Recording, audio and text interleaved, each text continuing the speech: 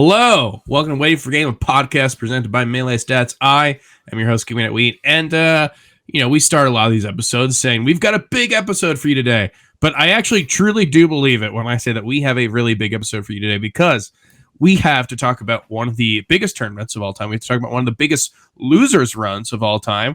We have to talk about probably the tightest race for number one we've ever seen, and we are ringing the alarm bells again, as we do every 6 months or so at this point, to figure out whether or not we're dying as a scene. So we've got a lot to talk about. So I just want to kind of get to the meat of the episode. So we have, as we do when we have these types of episodes, we have some of the most qualified people in the entire scene. We've got a person who not only is known for how much they know about the scene, both the game and behind the scenes, but is also, a pretty decent Marth player in their own right. I'm, of course, talking about my good friend Edwin Bunning. What's going on, Edwin? Wheat, I'm so happy to be talking to you about Melee. Just everything that happened last weekend. The fact that the sky is apparently falling. It's one of our many Chicken Little episodes. Yeah. It's becoming a bit of a trend at this point. Yeah, you get used to it when you've been in the scene a while. And I think, speaking on that topic, there's a couple of people that we have on that have been in the scene for quite some time. I'm really excited to introduce both of them as well. Let's start with Tafo. Tafo, it's been a while since we've had you on the show. It's been a while since Melee has seen you in capacity other than tweeting engagement bait or photos about dinner that you cook for your wife. In many ways, I kind of miss the engagement bait era. I think we could use a lot more of it based on what the TL has looked like over the last month. I really have started to believe you're kind of like the Dark Knight of the scene, the hero, not necessarily the hero that we need, but the hero we deserve. So, with all that out of the way, how you been? And my theory is that people need something to hate. And if people can hate my engagement farming, then it allows everyone else to go under the radar. Very good theory. And if you are the Dark Knight, then that makes our other guest, I don't know, Robin, the Joker. We've got Blur here. Blur, how you doing? What Batman character do you consider yourself? And how are you doing? Both of those questions I'd like answered. What Batman character am I? Yeah, if Tafo's the Dark Knight. I'm down to be the Joker. Okay. I feel like everyone likes him deep down. Deep down, he's their favorite character. We all, you watch the movies for the Joker. You don't watch him for Batman. How good would the movie have been if it's just him saying a gruff voice? I could also be Bane because I feel like my body image and him pretty equivalent. Which Bane, though? Are we talking about Batman and Robin, like the one that says Bond? Or are we talking Tom Hardy Bane? Anyway, I'm happy to be here. You guys are whack. Let's talk. Well, we've got we're coming off of one of the biggest tournaments in recent memory, the 1,000+ entrance Big House. And, we had an episode before this. We kind of talked about how Big House always lines up perfectly to be this really important thing. Obviously, throughout its history, it's served as this really important tournament. But it really, it needs to be said that it steps up to this every single year. So we went into it. We talked about how important it is and how this is the type of thing that, it not only, if Genesis anchors the year and creates the storylines, the Big House is the one that, changes them all at the very, very end. And we saw that. We saw crazy upsets. We saw a lot of people go on some unprecedented runs. We saw Cody in losers, J-Mook in losers, Zane almost in losers, right? We saw all of this stuff. But Edwin, how was it from a spectator's perspective? What were your kind of vibes about this, about the weekend, as someone who was not able to be there? Yeah, so obviously as a spectator, I always want to watch Melee, right? And there was plenty of Melee on the stream. There was plenty of Melee in part due to the efforts of people like Jackzilla walking around the venue, trying to stream as many matches as he could. Obviously, selfishly, I would like to be able to watch as much Melee as possible when it's happening. But, all things considered, given the constraints of the tournament, given what they could put their limited resources toward and everything, and the fact that there were volunteers within the community that were going around trying to capture as much of the magic as possible. I was pleasantly surprised with the amount of very good melee. I thought top 8 was excellent. I thought the commentary was great. I thought the matches were excited. Even the ones that were blowouts or lopsided were exciting in their own way. In general, I just think that it's rare to have a tournament like the Big House or Genesis that has so much depth, right? Like having matches in round 1 pools or round 2 pools that get the venue excited or get spectators excited on a Friday. You know how many events I've seen like in the last year? Forget the last year. How many events I've seen like since 2018 or so where day 1 just has no content other than doubles.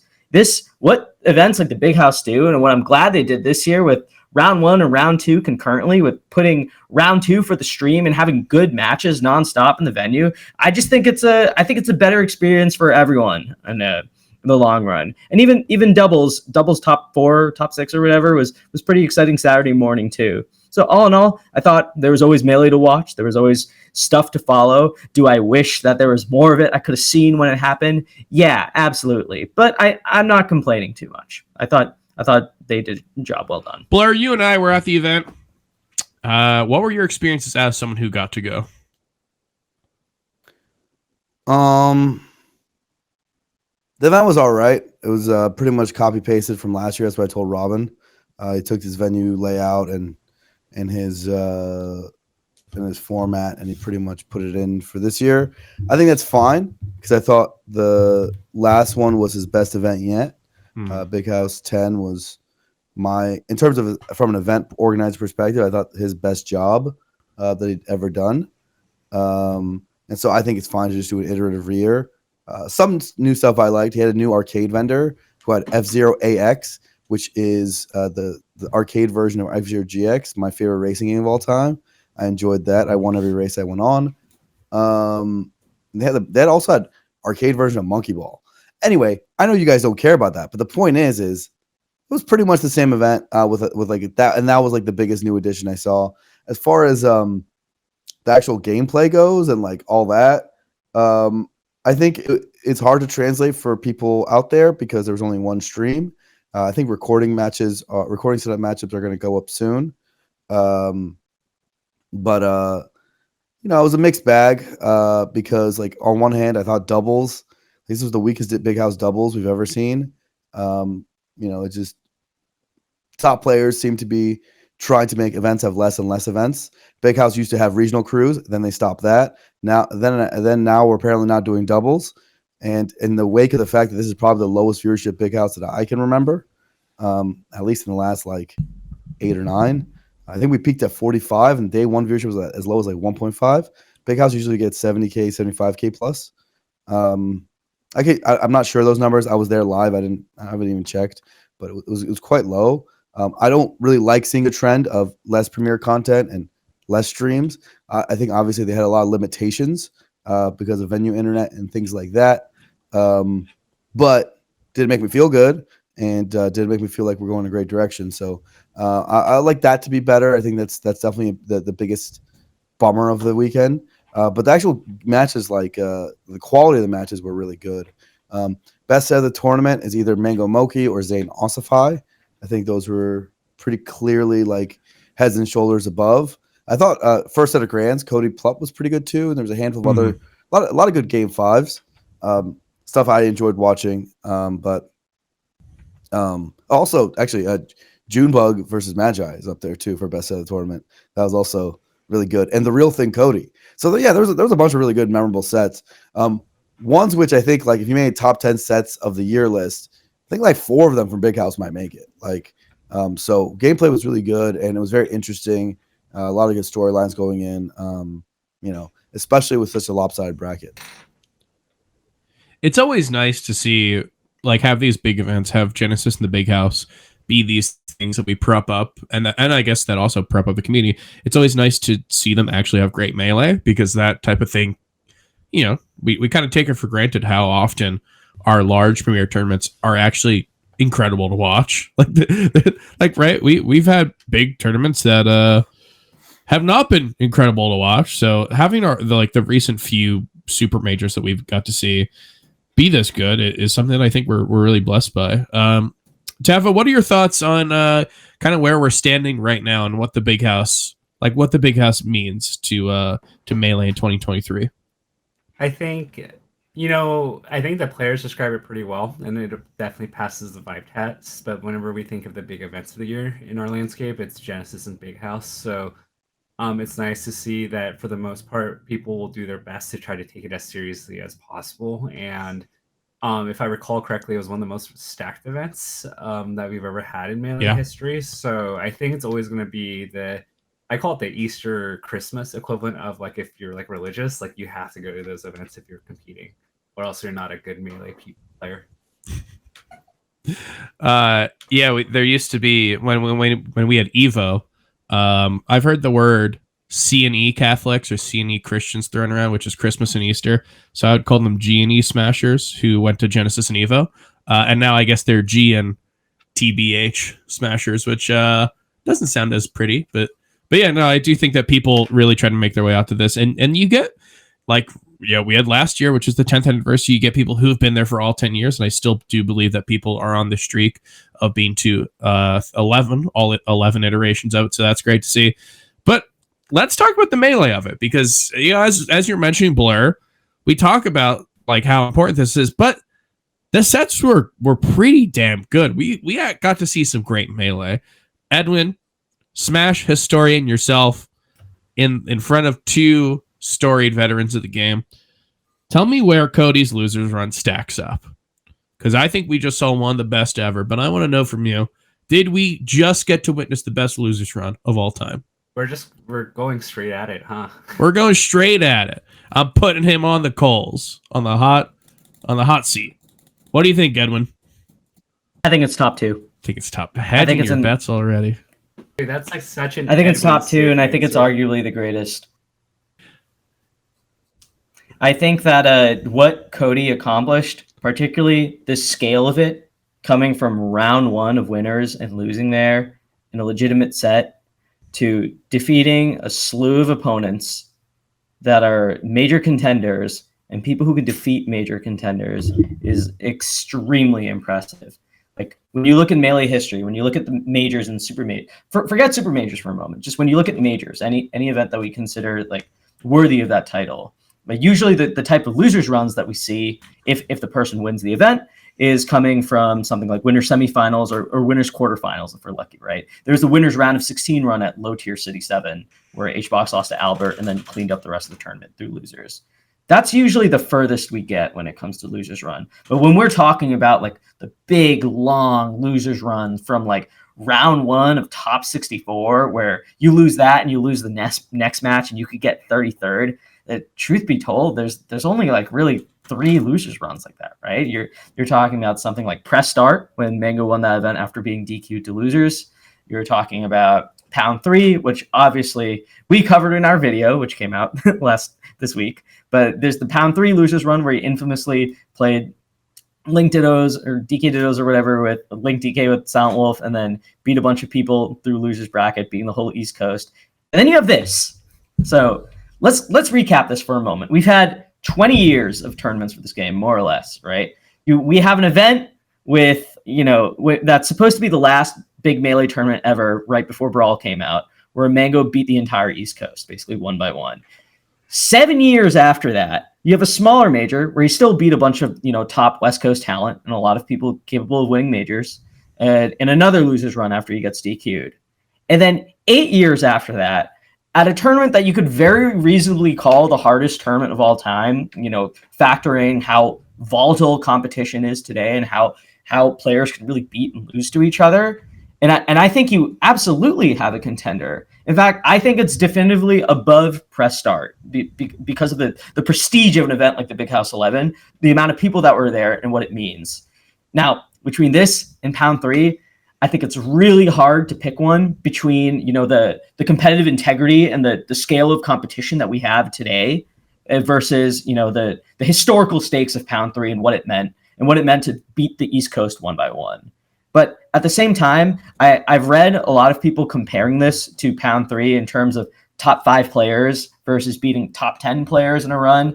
And I just think that the way that we think about these things and the way that we think about, who can win event, who's considered an elite player, it needs to change with the times. I don't think the amount of top 5 players that you beat in an era where 9 or 10 people can win, probably 10 people can win super majors, is an accurate way of viewing things.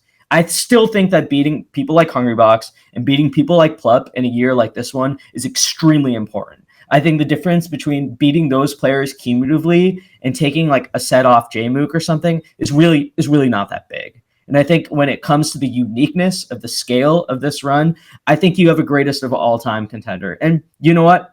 I'm down to call it. Cody didn't play on it. Cody didn't play on Corneria or Mute City or Fox did on Green No Greens. plumbers. He did it. He didn't play with plumbers. Yeah. So you're telling me it's top 2 and mailman. 8-2? Yeah. Okay, can you say Let's go that in with your that. own voice? It's top 2 and it's not second place. Oh my God. You didn't have to change any words. Well, I do think that one of the things that gets brought up here is that, I was not around for Pound 3, but it really just felt like when watching this Cody run, like at a certain point, I think we all kind of figured out that it was going to happen. And that point was different for everyone else, but I think probably the majority of us kind of felt that way after he defeated Zayn. But even before that, the path did look really, really good for Cody. I do think that like the big difference between his run and Mango's run was just the expected outcome, right? We've seen Cody do all this before. We've seen Cody beat Zayn. We've seen Cody beat Mango, even if that's not his most winning matchup. We've seen him beat Hungrybox a whole lot. Like we've seen all of these things happen before. And it's just like, at what point does this like not have to hurt him, right? We're talking about one of the best players in the world, possibly the best player in the world. Does that hurt his case? Blur, what do you think? What are your thoughts on Pound 3 versus this run that we just saw? Oh, I mean, I think Pound 3 is slightly better, but only because of extreme circumstance. Mango was 16. It was like his first major. Mm-hmm. He was beating a lot of people for the first time, right? Like a lot of those wins everyone that he got for the first time. Like it was like a breakout event, and also the stage list was horrifically against Puff. Corneria is just absurd. I don't think that context can ever really be beaten. But in terms of like, unless you like truly believe like modern Melee is like so much more of an accomplishment than old Melee, I'm not one of those people who subscribe to that. I think every era is really hard, and I think people who try to downplay the old eras just clearly weren't there and clearly weren't playing and clearly weren't getting their ass whooped. But I was, and I can tell you it was really hard back then, and it was very impressive what Mango did. Having said that, Cody's is the second best that I see. What'd you say, Tavo? Some things just don't change, right? Oh, all right. Getting your ass beat, I guess. Yeah, I guess that part stays true. Yeah, I mean, I think that Cody's was probably the second best I've ever seen. Kind of an absurd run and improbable run because he had a lot of close calls. I think there was like everything aligned for him. Obviously his clutch was really good, but the real thing had him dead to rights. The Zayn set was like a coin flip at the end there. Mm-hmm. So you're just like, man, this guy still won the tournament because I think at a lot of points, most of us kind of wrote him off. Like if you're a spectator in the crowd, you ask people who's going to win this tournament. There's a certain point like where no one was saying Cody anymore, and then he ends up winning. So I think that signals a good story right there, and why it was so special. I will say though that by the time it got down to Zayn Cody for that 4th place match, I think everyone thought whoever's going to win that's probably going to win the tournament. Yeah. So it did get down to it. Tav, I want to ask you your thoughts on how this losers run stacks up. Yeah, but I think there's 2 ways to. Oh, go ahead. I was going to say, I also want to just talk, how we compare these majors together, and also, the eras, right, between eras. But like we've had a lot of data this past year to show that Cody might be a player who we might, in the future put up there with Mango in terms of losers runs, right? This losers run, Battle of BC, was a losers run that was very precarious. I think he was down 1-2, down 1 stocks to 3 versus Zane, and ended up winning the tournament. So I want to hear your thoughts on where this run stacks up, but also like where does Cody stack up in terms of like clutch players, right? All-time losers players. So you can start first with the losers run itself. I think there's two ways to look at it, right? If you're gonna look at like quality of skill, like Melee is evolving technically. So like in terms of an absolute skill perspective, if you're gonna argue that, then I think whoever makes the latest run, whether it's today, 5 years from now, or 10 years from now, that's always gonna supersede the past. And it doesn't make for fun discussions. So that's not I don't think that's what we're arguing. I think Blur made a really good point about context matters. And the tools that you have matter. We didn't have Slippy back then. We didn't have Slippy. We didn't have Uncle Punch. We didn't have good controllers. And so you kind of play with what you have. And I think it's pretty much a 1A versus 1B, where both runs are incredible. And it doesn't mean that if I pick one that the other is worse, but I think I go with Mango slightly, with the caveat that says that this run was historical and it was incredible. Like, I don't think anyone denies it. I think if anyone were to bet on Cody winning from top 24 losers, like no one would, you'd have to get odds, like pretty substantial odds, looking at the path, and the fact that he did it is just phenomenal. So that's number one. And then question number 2, if you could remind me. So we've seen some really great losers runs from Cody as of late. Is he beginning to prove himself on the level of someone like Mango in terms of a losers level player? So I think there's 3 ways like to look at a player who's like on the ropes, or where they're like a high pressure, right? They crumble, or they play below. They play at the same level, or they step up. I think what we're seeing from a lot of players is that they're playing slightly worse, and that's normal under pressure. And I think the strength that Cody has is that he has really strong game plans that he knows that he can rely on. So he's remarkably consistent. Now, is that the same to say like he just clutches it, and the fact that he raises it 3 notches? I'm not quite sure. I would also say that his clutchness comes from the fact that his defense is really good, and it forces his opponent to play at a really high level to beat, similar to like Prime Armada and even Prime Hungrybox, where like their defense was so strong where it's like, in order to beat me on this last stock, you're going to have to earn it. And that's what Cody does. It's really amazing how far we come. Remember when Cody was really starting to first blow up, how his entire thing was like, once he goes to losers, it's over. A lot of the talk about him was this amazing player who had a mentality that was just really not able to work through these things. So to see him get to the point where he's making these losers runs, and I think one of the first breakout runs he had was in losers at it was Summit 7 or 8. I think Summit 8. It's really, really great to see that he is able to continue this, and makes a lot of sense as to why when we talk about Cody, we're talking about a player who is contention for number 1 in the world. Edwin, you gave me some stats earlier about what this year has been. I want to interrupt for a second. So it's going off Tafo's point, it made me think like, especially when you see a Spaceys make a losers run, what we're used to is like they start like getting hot, their movement starts getting really good, and they start running people down. And like that's like the momentum they build from set to set. It's funny because that's like not how Cody's losers runs look. Because it feels like he powers up in all aspects, but especially like Tafo's saying, his defense, he just becomes an unkillable god. It's really funny to look at because it's not like his movement was amazing and all that was great, but what keeps on standing out from him compared to the rest of the people that play his character, right, is his defense. His defense is way above the rest of the Foxes. Like, it's not close. Like, you compare him with like the next best Foxes, the Mangos and the Mokies, and it's like embarrassing, like how much he gaps them in terms of defense. Like, they do not live as long, not even close as long.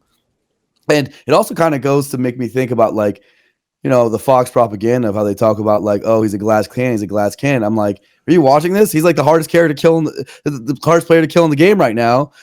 Maybe you guys just suck at recovering. Maybe you guys just don't know how to play the game. Maybe you guys gotta learn from him, because I think like if a lot of these other Foxes had like even half his defense, like we'd see them have better results. It's like he has like one of the largest skill gaps in one area of the game that we've seen in a while. Like the other players who play his character just are nowhere in his stratosphere in that category. I think it's what you say is really pertinent, because we watch those Mango runs, and God, when he is on one, he looks like he is playing like a man possessed, right? You can tell just by his movement that there's something else going on there. And you're right about Cody. When we see Cody do these, it looks really like replicable, which is tough to say, right? It doesn't look like he is playing at a level that is not sustainable. Like the Mango sets that we've seen, the Mango runs, they look amazing, but like I look at that and I'm like, well, I don't know if we see that every single set we see Mango. But the Cody's consistency, I think, is really just playing into these losers runs. And part of that is the defense. I think you're completely right. Edwin, we were talking earlier today about the race for number one. You had some interesting stats to tell me between the two candidates that we have right here, Cody and Zane. Do you want to hit the stream with your findings?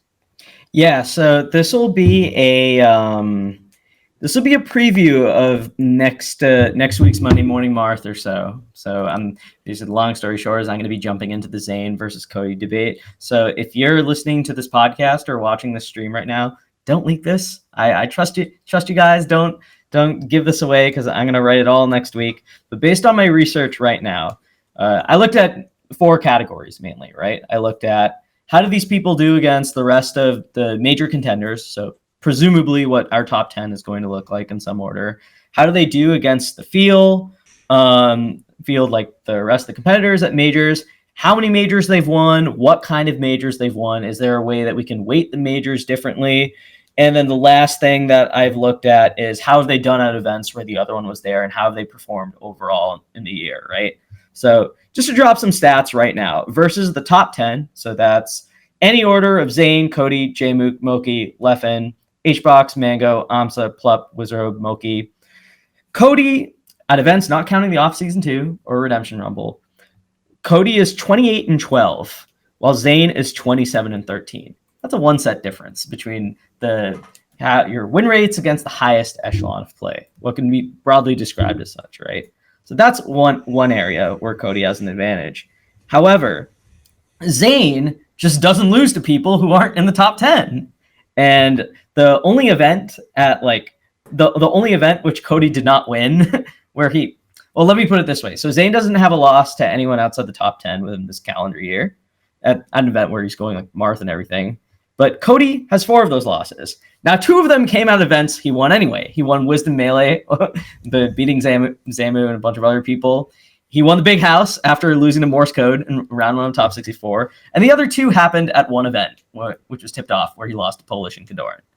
Everything else, Cody's impervious. Now this advantage still goes to Zane, but something that I really want to make clear here is that these advantages they have is not like the difference between number 1 and like number 6 in a category, right?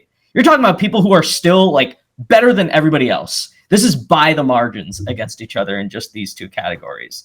Now, we go into their majors where they're tied at 4 apiece.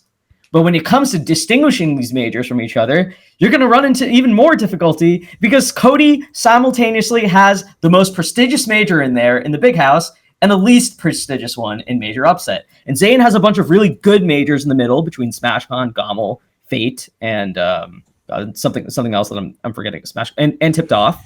Cody has 2 of them in there with above Major Upset and BOBC and Shine. So even if you try weighting them, it's really difficult. You can't just say that one of them clearly has the better major victories than the other one, because it balances out. And then when it comes to looking at how they do at events in which all of them have been there together, Zane has been slightly more consistent, but at the same time, Cody did better at the 2 biggest events of the year. So what I found is that at all the events that they went to together, Zane did better.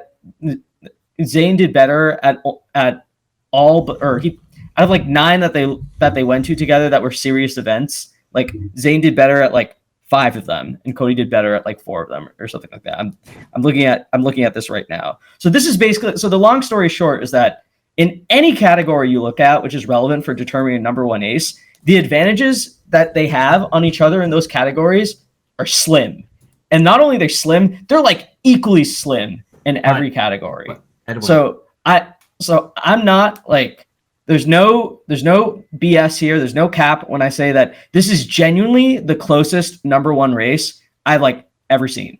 And as of right now, not that I know of, Zayn's not going to any majors for the rest of the year. Cody's going to a couple events. Supposedly he wants to take them a little more lightheartedly. He doesn't want to go super try hard. He might play Sheik in some of them. So what is the end of the year going to look like for the race for number one? I couldn't tell you. It's over. Dafa, what do you think? What you've seen a lot of number one races. How does this compare to the ones you've seen? I know there's been contested years, like even the MLG, the 2014 year where Mango won the 3 biggest events. Like Armada had better head-to-heads and was like, like probably a better overall resume if you just kind of normalized tournament prestige. But yeah, I mean, I think it is exciting because even before the tournament started, I think a bunch of us described like, well, what can Cody get back into like the at least people talking about it, and because it felt like going into this tournament that Zayn was just so far ahead, and then now we see that's a conversation of, wow, this is really close, and Zayn got the exact run he needed to get back into the conversation. So yeah, I can't immediately think of another year where it's been this close. It's by far one of the closest, but I think everyone's forgotten to mention that Cody's won like 50 million coin boxes. True. maybe that's the tiebreaker here. That should be the tiebreaker. But yeah, it's overall super close, memes aside, and I think that it would be a big travesty if Zayn and Cody did not fight out, and we just kind of see that one person just sits out for the rest of the year. Yeah, we talk a lot about storylines in Melee, and I was talking to a few people before the Big House about this, and maybe it's just the type of thing that happens when you look back at like recent history, when you're supposed to go like, oh, that's shit, we're cool now. But what we've been having recently, I think is so amazing. And not only it's how many people can win majors, right? We talk our heads off about how 10 people can win a major, and that's not fudging numbers, right? That's not like they have to do this and like, no, 10 people can win a major, like relatively with relatively easy circumstances and not having to like cook a bracket for them. We've never seen that before. But what we're seeing is not only the tightest race for number one, but everything that happens, every tournament that happens is bigger than itself, right? It's bigger than a tournament win because it means something for the number one, but it's bigger than that because when you talk about Zayn, when you talk about Cody, we are talking about players who are putting themselves in the all-time echelon, right? When you look at Zayn, if Zayn is number one for the year, he's number one as many times in the SPM rank era as Armada and as Mango. And I know that obviously those players were incredibly good before we actually had a top 100, but he is putting himself into that category. There's very, very few people who've been number one in the world, and that list gets even shorter if you talk about people who have had the dominance that he has had, right? From online in 2020 to kind of like a coin flip year for 2021 with Mango to what we have now, which is possibly 2 years of being ranked number one. And what we're seeing in his way is his practice partner, right? We're seeing the thing that is stopping him from this historic thing, right? Stopping him from being put in the conversation of top 5, top 4, etc. of all time is the person who plays with the most, is the person who, for people like us who go to tournaments, it's hard to see one without each other. When I was at Smash World Tour, the qualifiers, they played each other the entire weekend.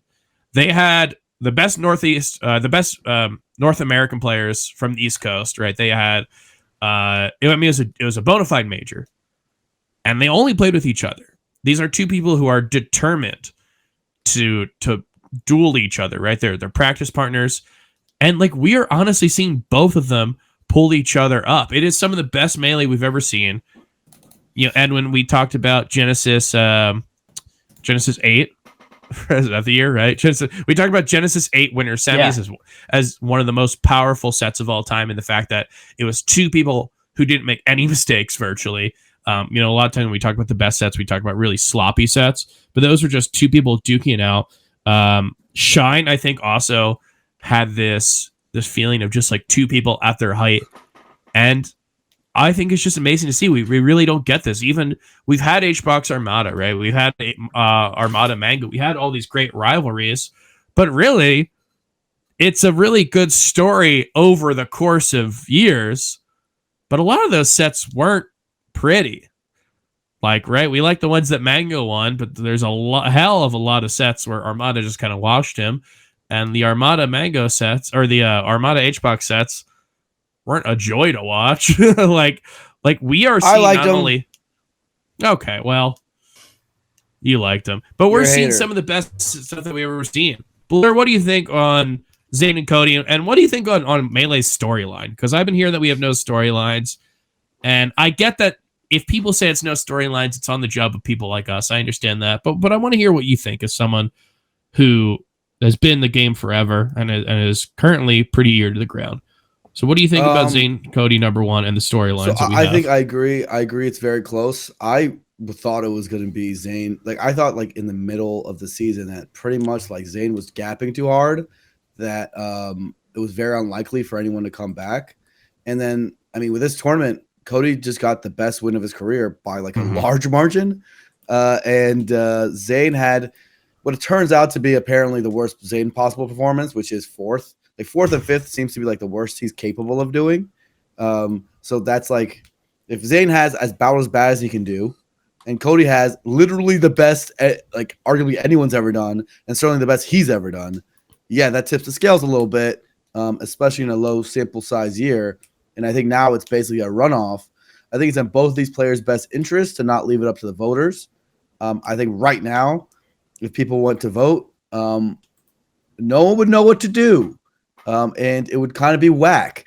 It would be just like, I don't know, man, 50-50. Someone's going to get the number one, someone's not. And it's going to be decided by like a margin of like one person or something. It's like, it's not going to be fun. I think that, like you said, the plan was Zane taps it in. He doesn't go to anything else. Cody would do a couple chill tournaments to round out his year just so he stays warm for next year. But I think that might be changing because the Melee gods might have, blessed Arca Melee and Santa Paws in this scenario, right? Alabama, no one wants to go to Alabama, but now they might have to. Respectfully to the people in Alabama, I know your scene's probably pretty cool, and I've been hating. But look, it worked out for you guys. Look at you. You said put your tournament at the right time because this might just be the best result possible for Alabama. This might be the best thing that's ever happened to Alabama Melee ever. Maybe Alabama ever. Maybe Alabama ever, right? Though I think the Civil War turned them around for the better also. They got good college football, though. Good college football. Yeah, that'll do it. Okay, so point is that we might see some more results. I think we will. We'll see. I know that me, Zane, and Cody accosted Wheat after the tournament. Did you hear me say that word, or did we come to that? I also said accosted.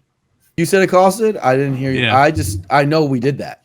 I said it to other people that I was accosted. Everyone's talked to Mr. President, said, Mr. President, we need your vote. We were lobbying. We were trying to think of new solutions for how to resolve this coin flip of a situation. Clearly, Wheat is the most powerful man in Melee right now, and everyone needs to bow down before his feet in order to get what they want. Everyone wants the number one. I mean, I think it's going to be it's fascinating. I think another thing, since we talk about Zane's greatness and how everyone's starting to think about him more in the top 5 all-time range, like maybe even 4th, passing Ken's a little tough, but people are pretty comfortably putting him at 5th-ish, right? With some people saying he's better than Mewtwo King at this point. Who knows, right? I also want to talk about Cody, because I think Cody's all-time resume just got bumped up by a lot. Last I checked, everyone above him doesn't have a result like this. Like, most of the people above him have never won a tournament this prestigious, this way, like this good of a win in their whole careers, right? Maybe you can argue like Azen with his big MLG win when he beat Ken and went through that weird qualifying bracket. That's like arguably as good of a win, you know. Yeah, he had to literally fight the New York everyone playoffs. That is like insane. that level of win. You know, and some obviously like you know, each of these all the all-time greats have good wins, but this one is bumps up Cody's all-time resume by a lot. And if he gets number 1 for a year, there's so few people in history who have gotten number 1. That's also going to bump him up crazy. So I'm curious now, because it feels like our mental space of where Cody is all time wasn't quite getting there in terms of like, oh, is he like a top 8 all-time player, top 9? Where's he at? You know, like, I think now he's comfortably top 10. Like, obviously, that seems pretty obvious. That's easy. So heading into this year, I wrote a piece about the different players' historical trajectories and like how things have changed at the start of this year and what we could possibly expect to see them do moving forward. And heading into this year, I thought that Cody, Amsa, and Plup, all 3 of those players were in very interesting positions. And now, you know, months later, like we're near the end of the year, you talk about who's Cody's contemporaries. You're not just talking about the peepees of the world. You're talking about the Leppins and Mewtwo Kings. Peepees of the world. Call him PPMD. I think he's we're arguably above. Show. I think he's arguably above him at this point, if not clearly.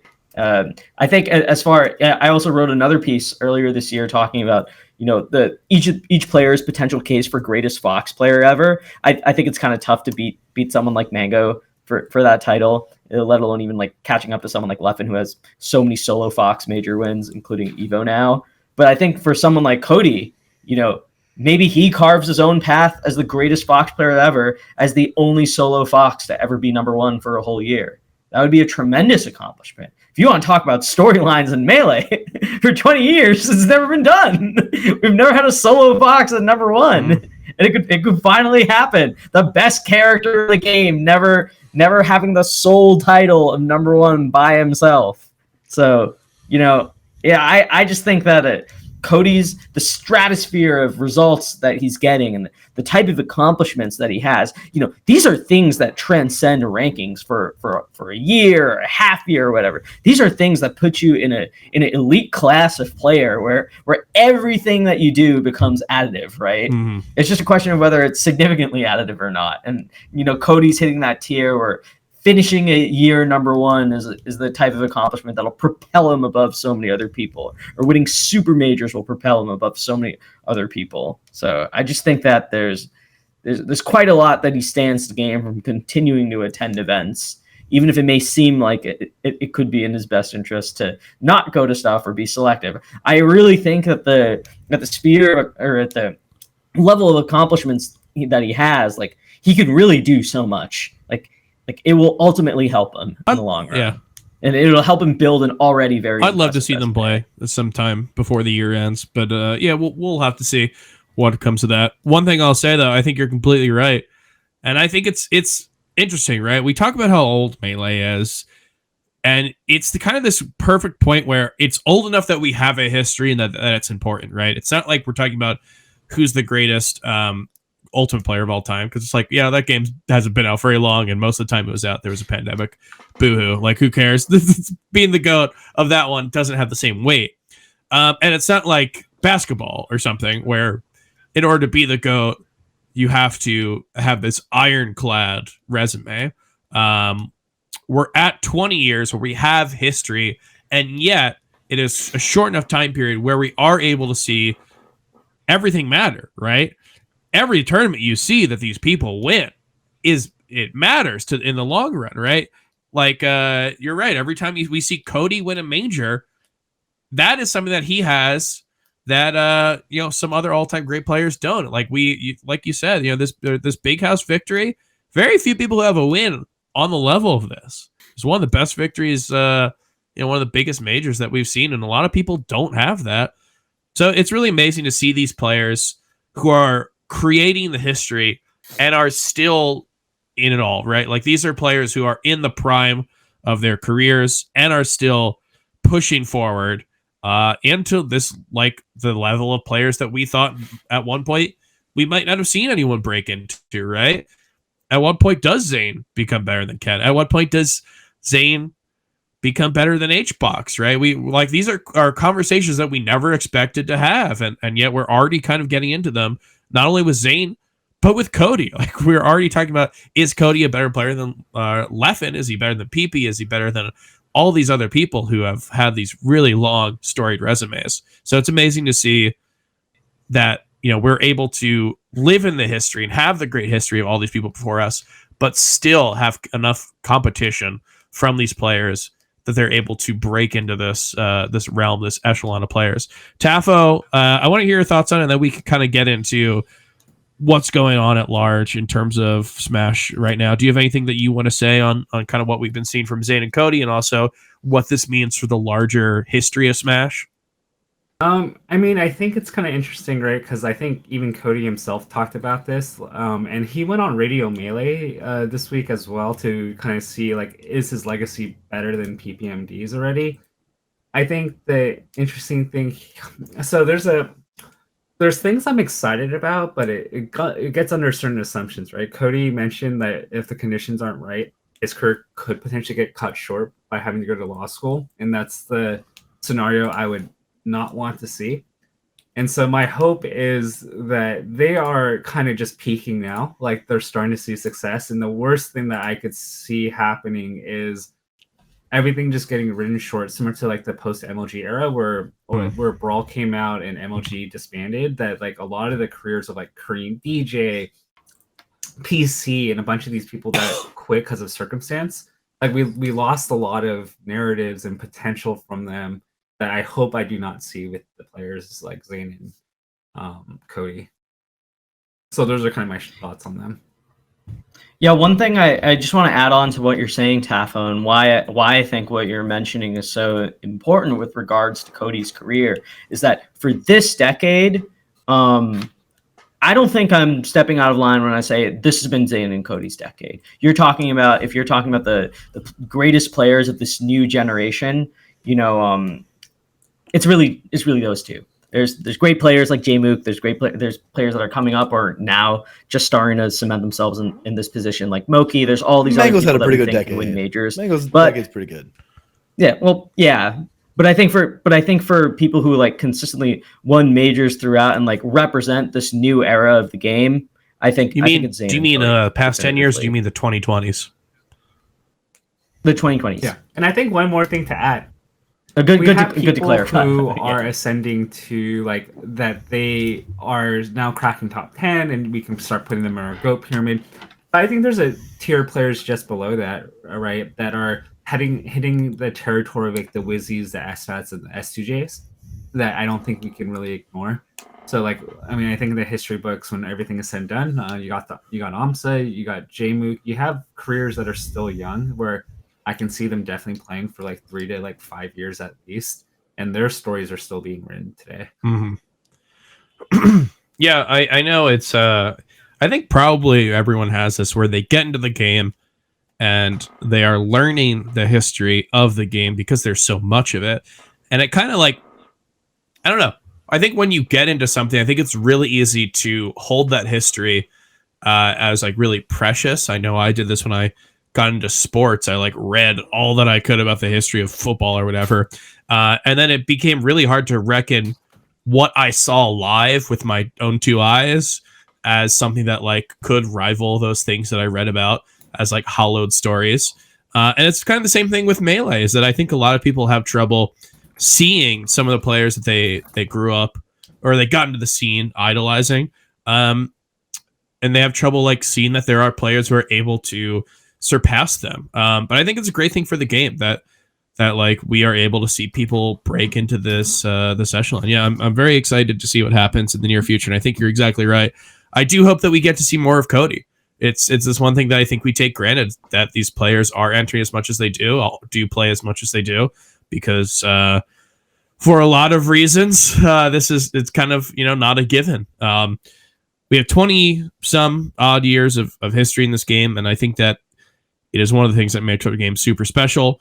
In these 20 years, we have seen a lot of reasons why people might want to quit this game for one reason or another, whether or not it is their own volition or something else. And it seems like this week we saw another entry into the long line of Nintendo fucking with us. Blur, we had you on last time. We had an issue with Nintendo.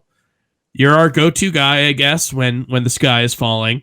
So I wanna hear from you. Do you have a short little recap of what happened for the people who don't really know or might not be super tuned in? What has Nintendo been up to this week? They're always doing something, aren't they? They're always it seems doing like something. At least once a year, usually twice a year, they just remind us how much they suck. Like, they just don't let us be for a little bit and just chill out with it.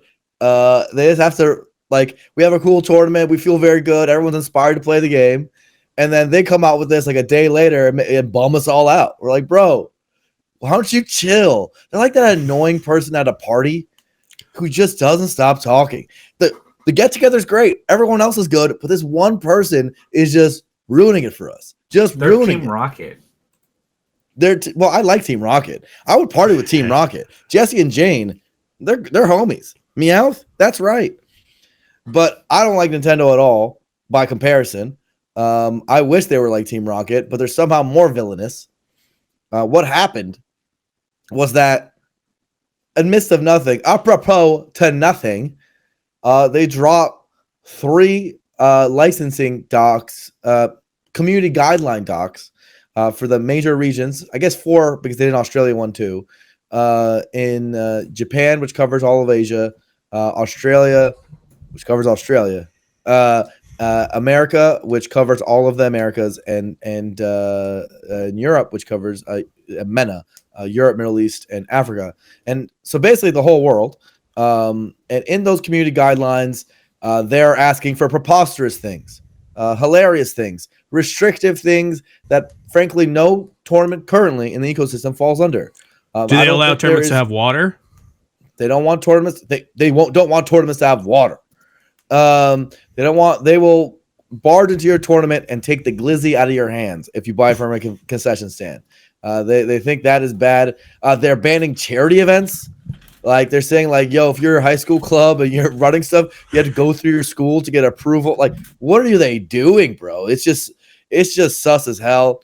We have some imposters among us because now all of a sudden you're seeing Panda stands come out on Twitter being like, hey, they could have stopped this. They couldn't have stopped this. In fact, if you read all this and you see that, actually working with Nintendo seemed like a good idea, you have incredibly poor critical thinking skills, and you should get yourself checked. Because what we're seeing here is exactly the problem with Nintendo.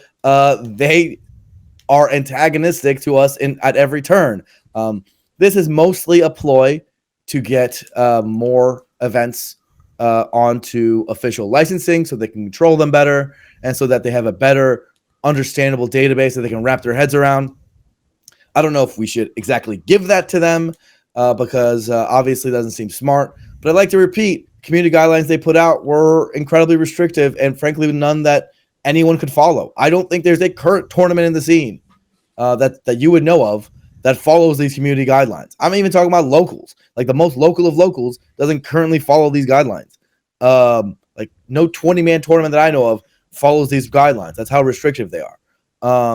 So yeah, I mean, it's just absurd. And of course, the discourse has gotten as reductive as possible, even on this show, a show that I, respect and I view at the highest of, it's the pillar of Smash discussion.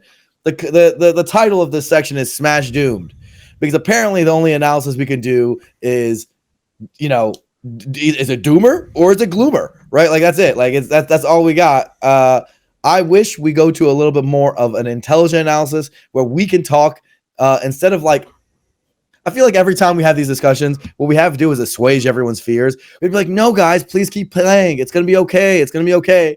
And that's what we do for like 30 minutes. You know, Fiction will put a tweet out, be like, is Melee dead? Look at this crowd. I'm like, bro, Shep, no one's even saying Melee's dead. That's not what any of us are talking about. Let's talk about what we can actually do about the situation. Let's talk about it in a more honest and in-depth way, because truthfully, this does suck. And it would be nice if we had some communal understanding over what we can do and what it means.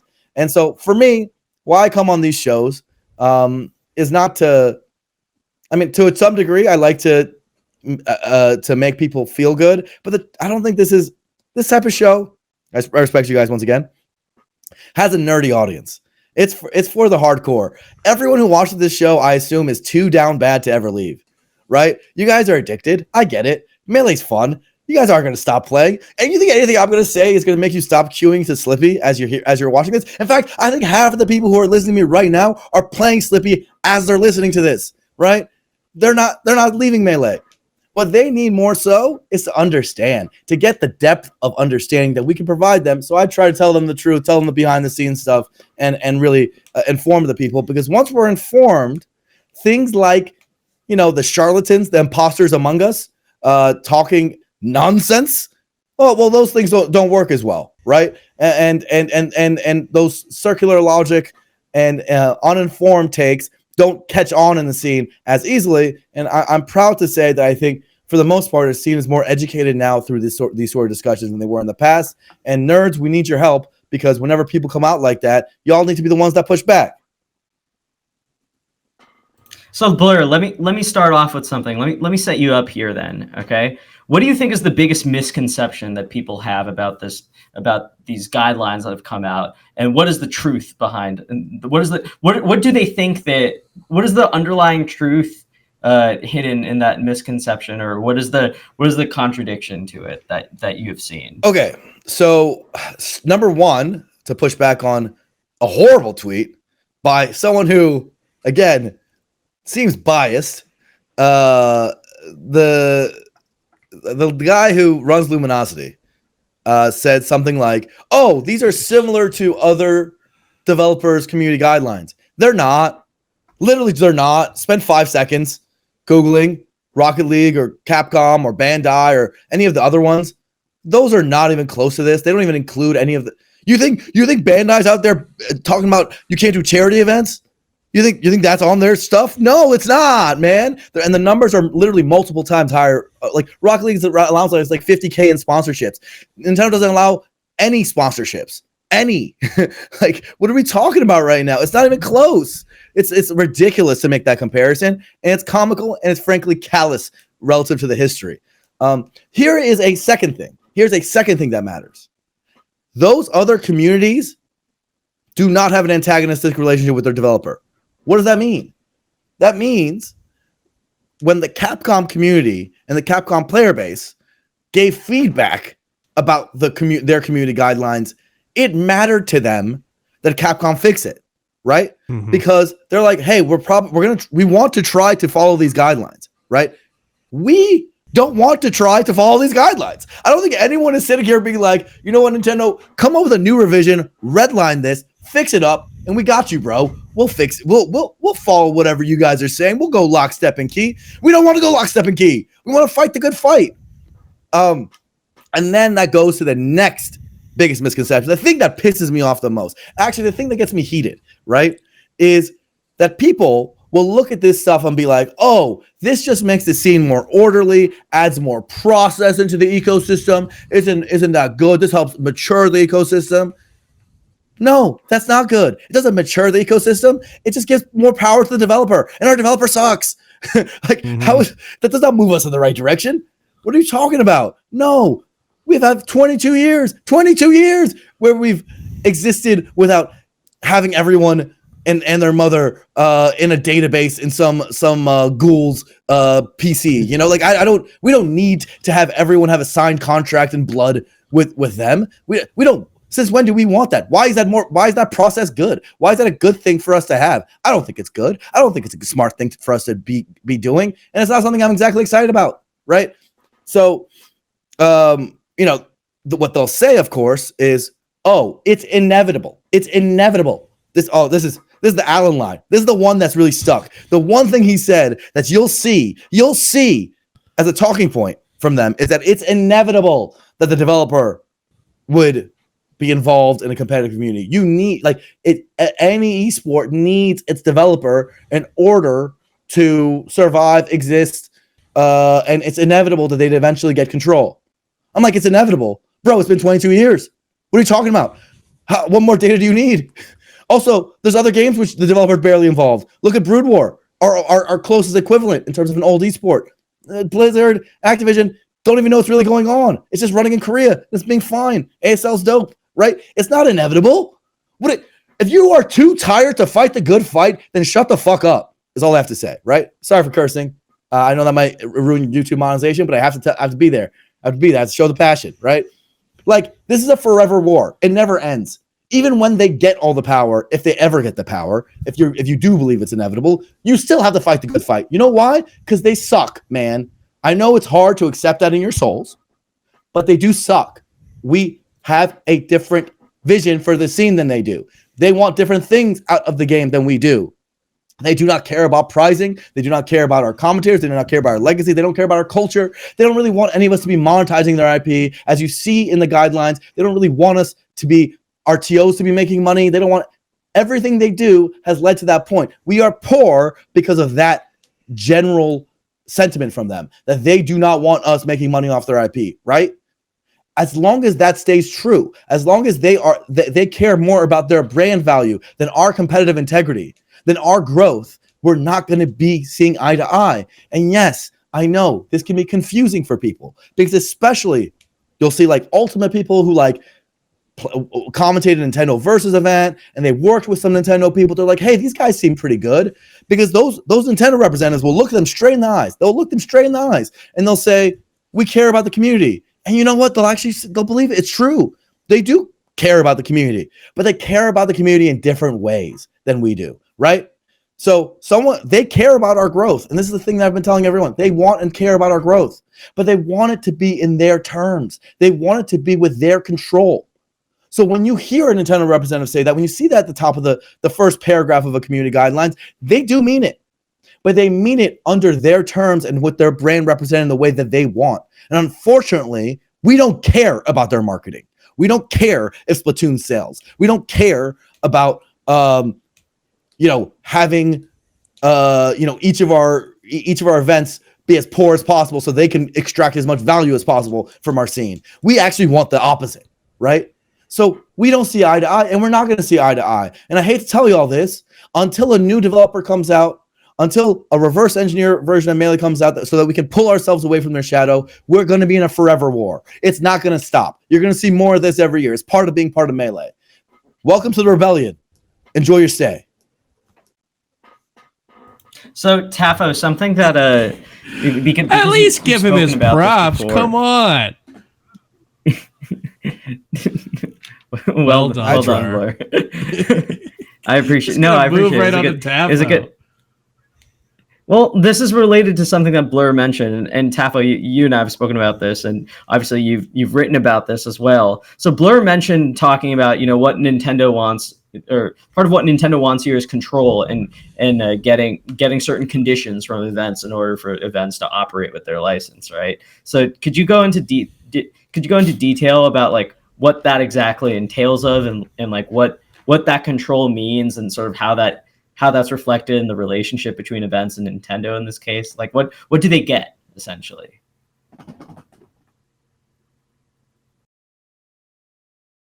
I don't hear Tafo. Yeah, I think you might be muted. Yeah, I don't. Sorry, because I cough, I didn't want to cough into the mic, so I mute myself. But the most salient point here is Nintendo's a company in the end of the day. They're quite a large company, right? And so their number one interest is going to be to protect themselves. And so they're going to do that at absolute any cost.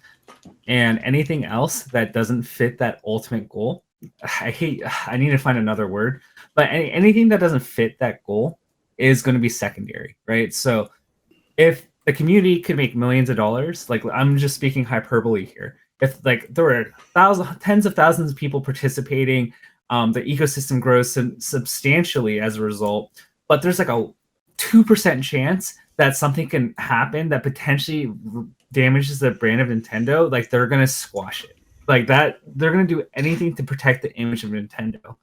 So anything that can create risk, and that's why they have the policies in there. Like it's like, okay, yeah, charity events. Like one day they may have thought, well, this one school ran Smash Brothers, and they ran a charity event in some country with doctors that went to the Ukraine, and now they're getting backlash against it. So because that's a potential brand risk, like all these good things that we'd want to do that are good 99% of the time, they're like, nope, we got to protect the company. We got to preserve the image of Mario. So like they don't foundationally care about the community in a way that they would ever compromise that.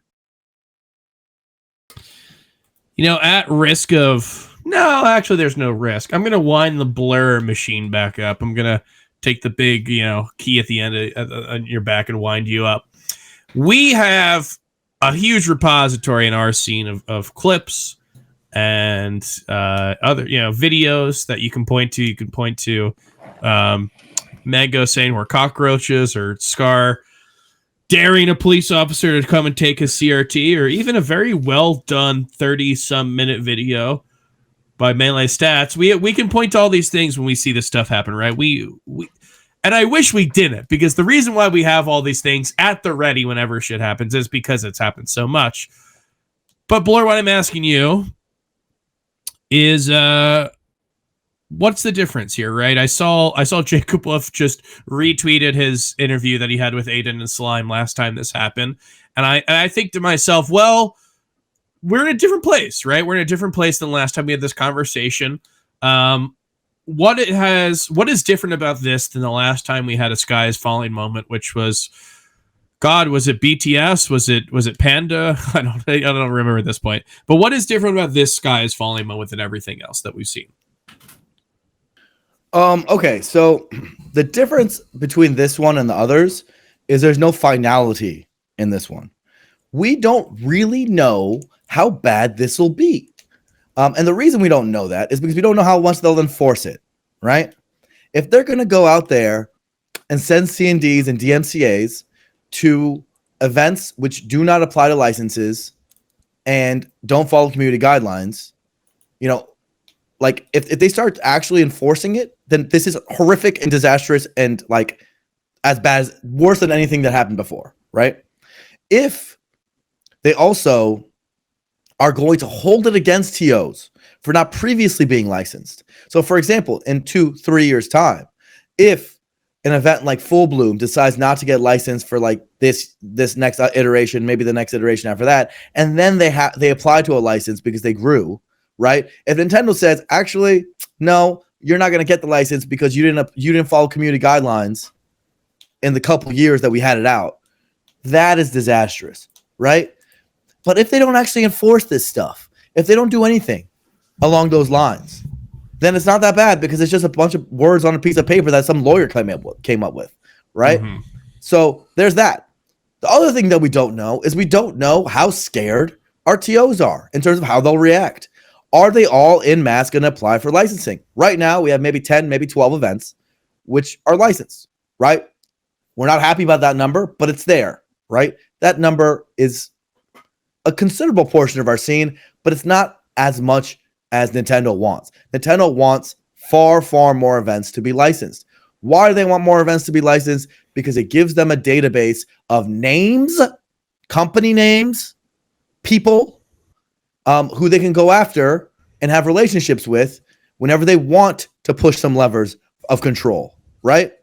So right now, as it is, they have a hard time putting their hands around the scene. They see something happen in the scene and they don't even know who to email, right? They don't even know who to talk to. They don't know how to change things. They don't know how to really get the scene looking like they want the scene to look, right? Because they can't send an email to all the relevant TOs and be like, hey, fix this, right? Hey, do this now. Hey, add this now, right? But if they have that, they'll be able to do that. Right now, they have too small a portion of a scene to make the differences that they feel like they want to make, right? So that is also uncertain, right? The more TOs and the more of our community is under their umbrella, the more worrying it is about the levels of control that they can in the future wield. We don't know how or what they'll use that control for, but it's probably not good, man. But it's probably not good because they are who they are, right? And so, you know, what are they going to ask of us, right? If they're asking people to write their budgets for their freaking 20-man local on public Twitter, are they going to ask that for our majors too? Are they going to say, hey, Big House, yeah, from now on, give us your entire budget?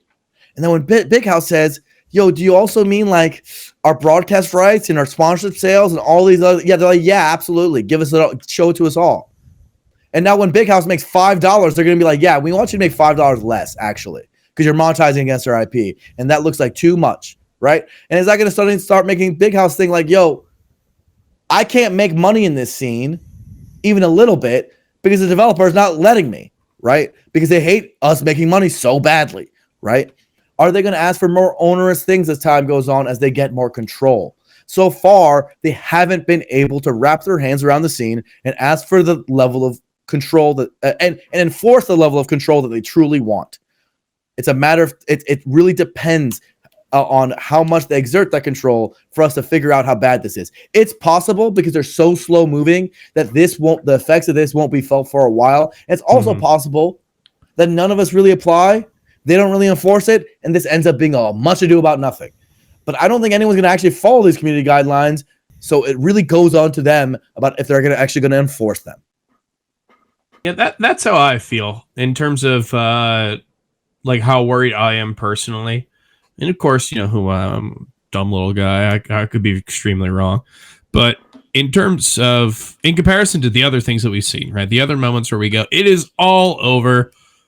Let's wrap it up before they kick us out, right? In terms of those moments, I don't really think that this personally makes me feel as worried. But even before you said it, the thing that on my mind was, in terms of how this will affect my life in Smash or in Smash in general in the next however many weeks or however many months, I think is probably not as consequential as stuff that we've seen before, like Panda and BTS.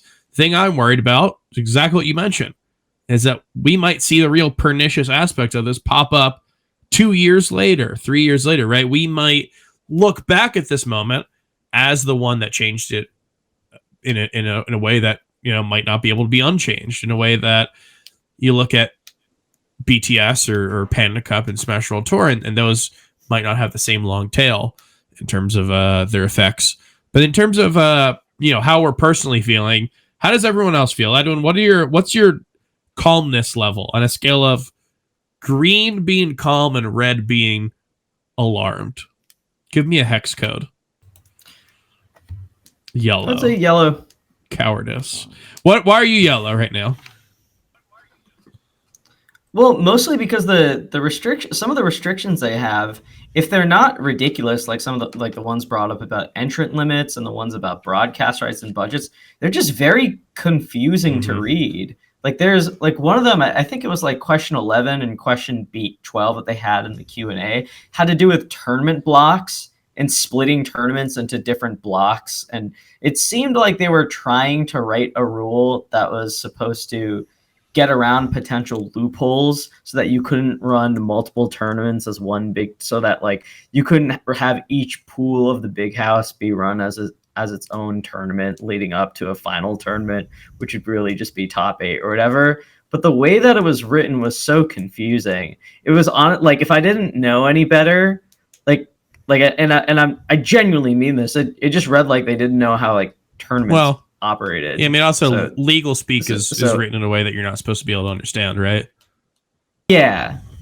It seemed like it was written with as much broadness and vagueness for them to crack down on anything that they didn't like if it got too big. That's probably the exact reason. They don't know what's going on and they want to write it in a way where whatever they don't like, they can crack down on, right? I mean, the thing that I think that brings me to the yellow, like above a green, is the fact that like because they're writing this out for different continents, basically, like and like it's sort of like a formal incremental step of like stating the things that we feared or that many of us feared, but putting it into writing. So I definitely think it's different than what existed before. But just because some of the guidelines are so beyond what events are expected to do now, and I really just don't think that a lot of regionals will apply these. And also just the fact that, like, again, I'm speaking just the truth here. I'm not even like I'm not even trying to be extreme here. I just think that, like, having all these guidelines of things that you have to do if you're unlicensed or you don't have a license, and then stating that even licensed events can still potentially be in danger or potentially be shut down if they don't comply by anything in these guidelines, even if you're licensed. Like, what kind of it seems like a strange way to negotiate, right? Or to try to get what you want by saying you have to do these 20 things that you've never done before. And by the way, if you're licensed, you probably still have to do them, but even if you do them, we might shut you down anyway. It just doesn't really seem like there's an even relationship here. Yeah, guess there what? isn't an even relationship. That's the point. It is. There's no negotiation. Dynamic. Yeah. Okay, so here's the thing, right? Make no mistake, they don't think we'll follow the community guidelines. They're well aware enough to know that, like, that their asks are crazy. They're not that dumb. They're not dumb. All right. They are restrictive for a reason. They are incredibly restrictive for a reason. They're restrictive because they want people to apply for licenses. Again, they want a database of contacts so that they know who to talk to within the scene whenever they see a news story, whenever they want to start a new program or initiative, or whenever they have a new panda who they need to, like, be like, hey, here's copy paste, here's a list of emails, and here's a bunch of contracts we've already set up with them with licenses. And there are approved lists, right? There is no benefit for a tournament organizer to follow these community guidelines. Like, what do you actually get? Is Nintendo going to pay you? No. Is Nintendo going to give you anything? No, absolutely not. Is anyone in the world going to know you followed them? No, not really, right? Is anyone going to know that you didn't have an artist, like, it didn't sell shirts at your freaking 40-man local? No one's going to know that. Like, it's absurd to even think that they would, and they're not going to have the diligence to be able to go down to the nitty-gritty to figure that out. Rather, the specificity is so that they have ways to wag their finger at you, right? So they can say, hey. Can I give a good analogy here? Go ahead. It's like you having to report to the police, oh, my paint is overly tinted. My wheels may have not been, like, I may not pass smog check. They may not hit you, but then suddenly you, like, run a speeding ticket and they're like, oh, while we write the speeding ticket, we're going to write you out for, like, these 15 other things. So they have it all.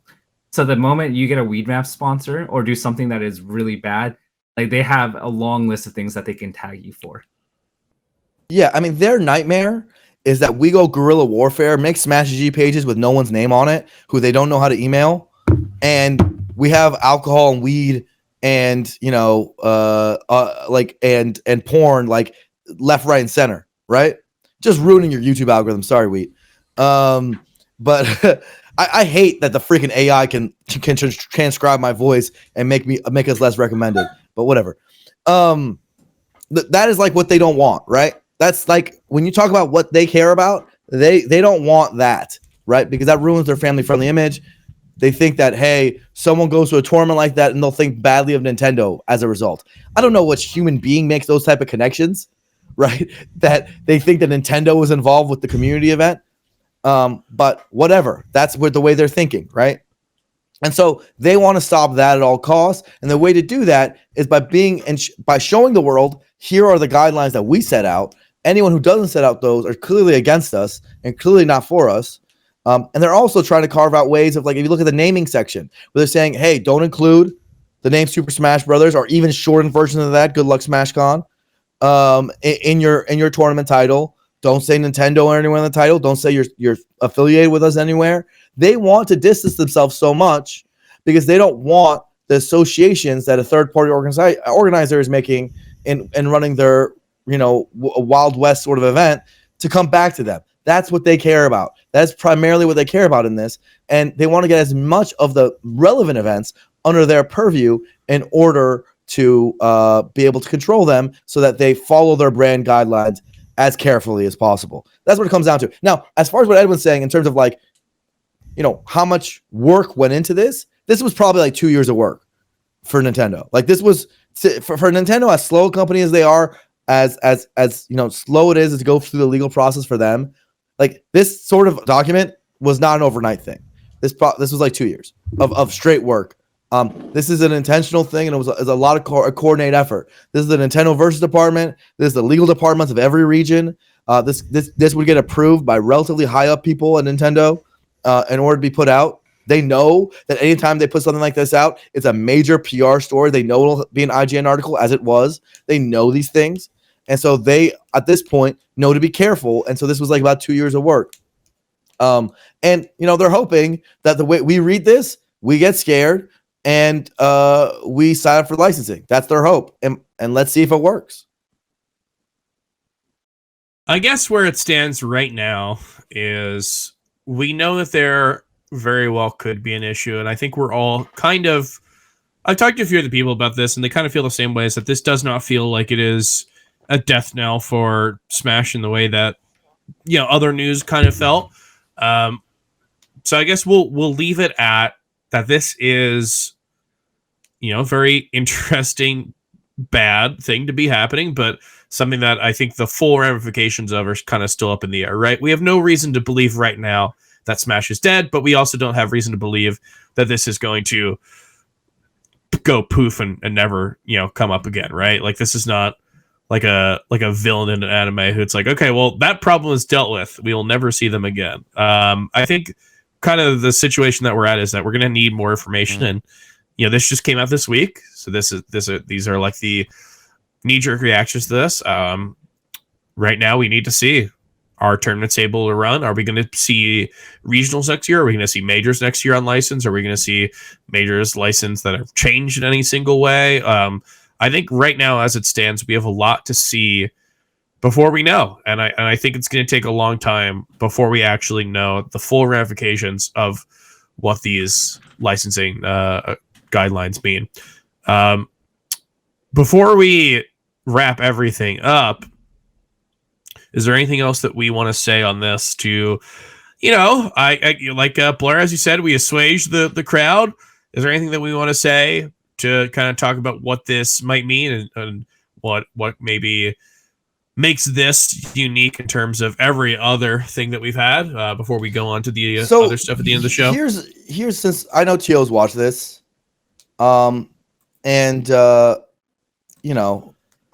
here's what I'd say. With or without this, y'all need to hustle, man. Like here's the thing I struggle with, right?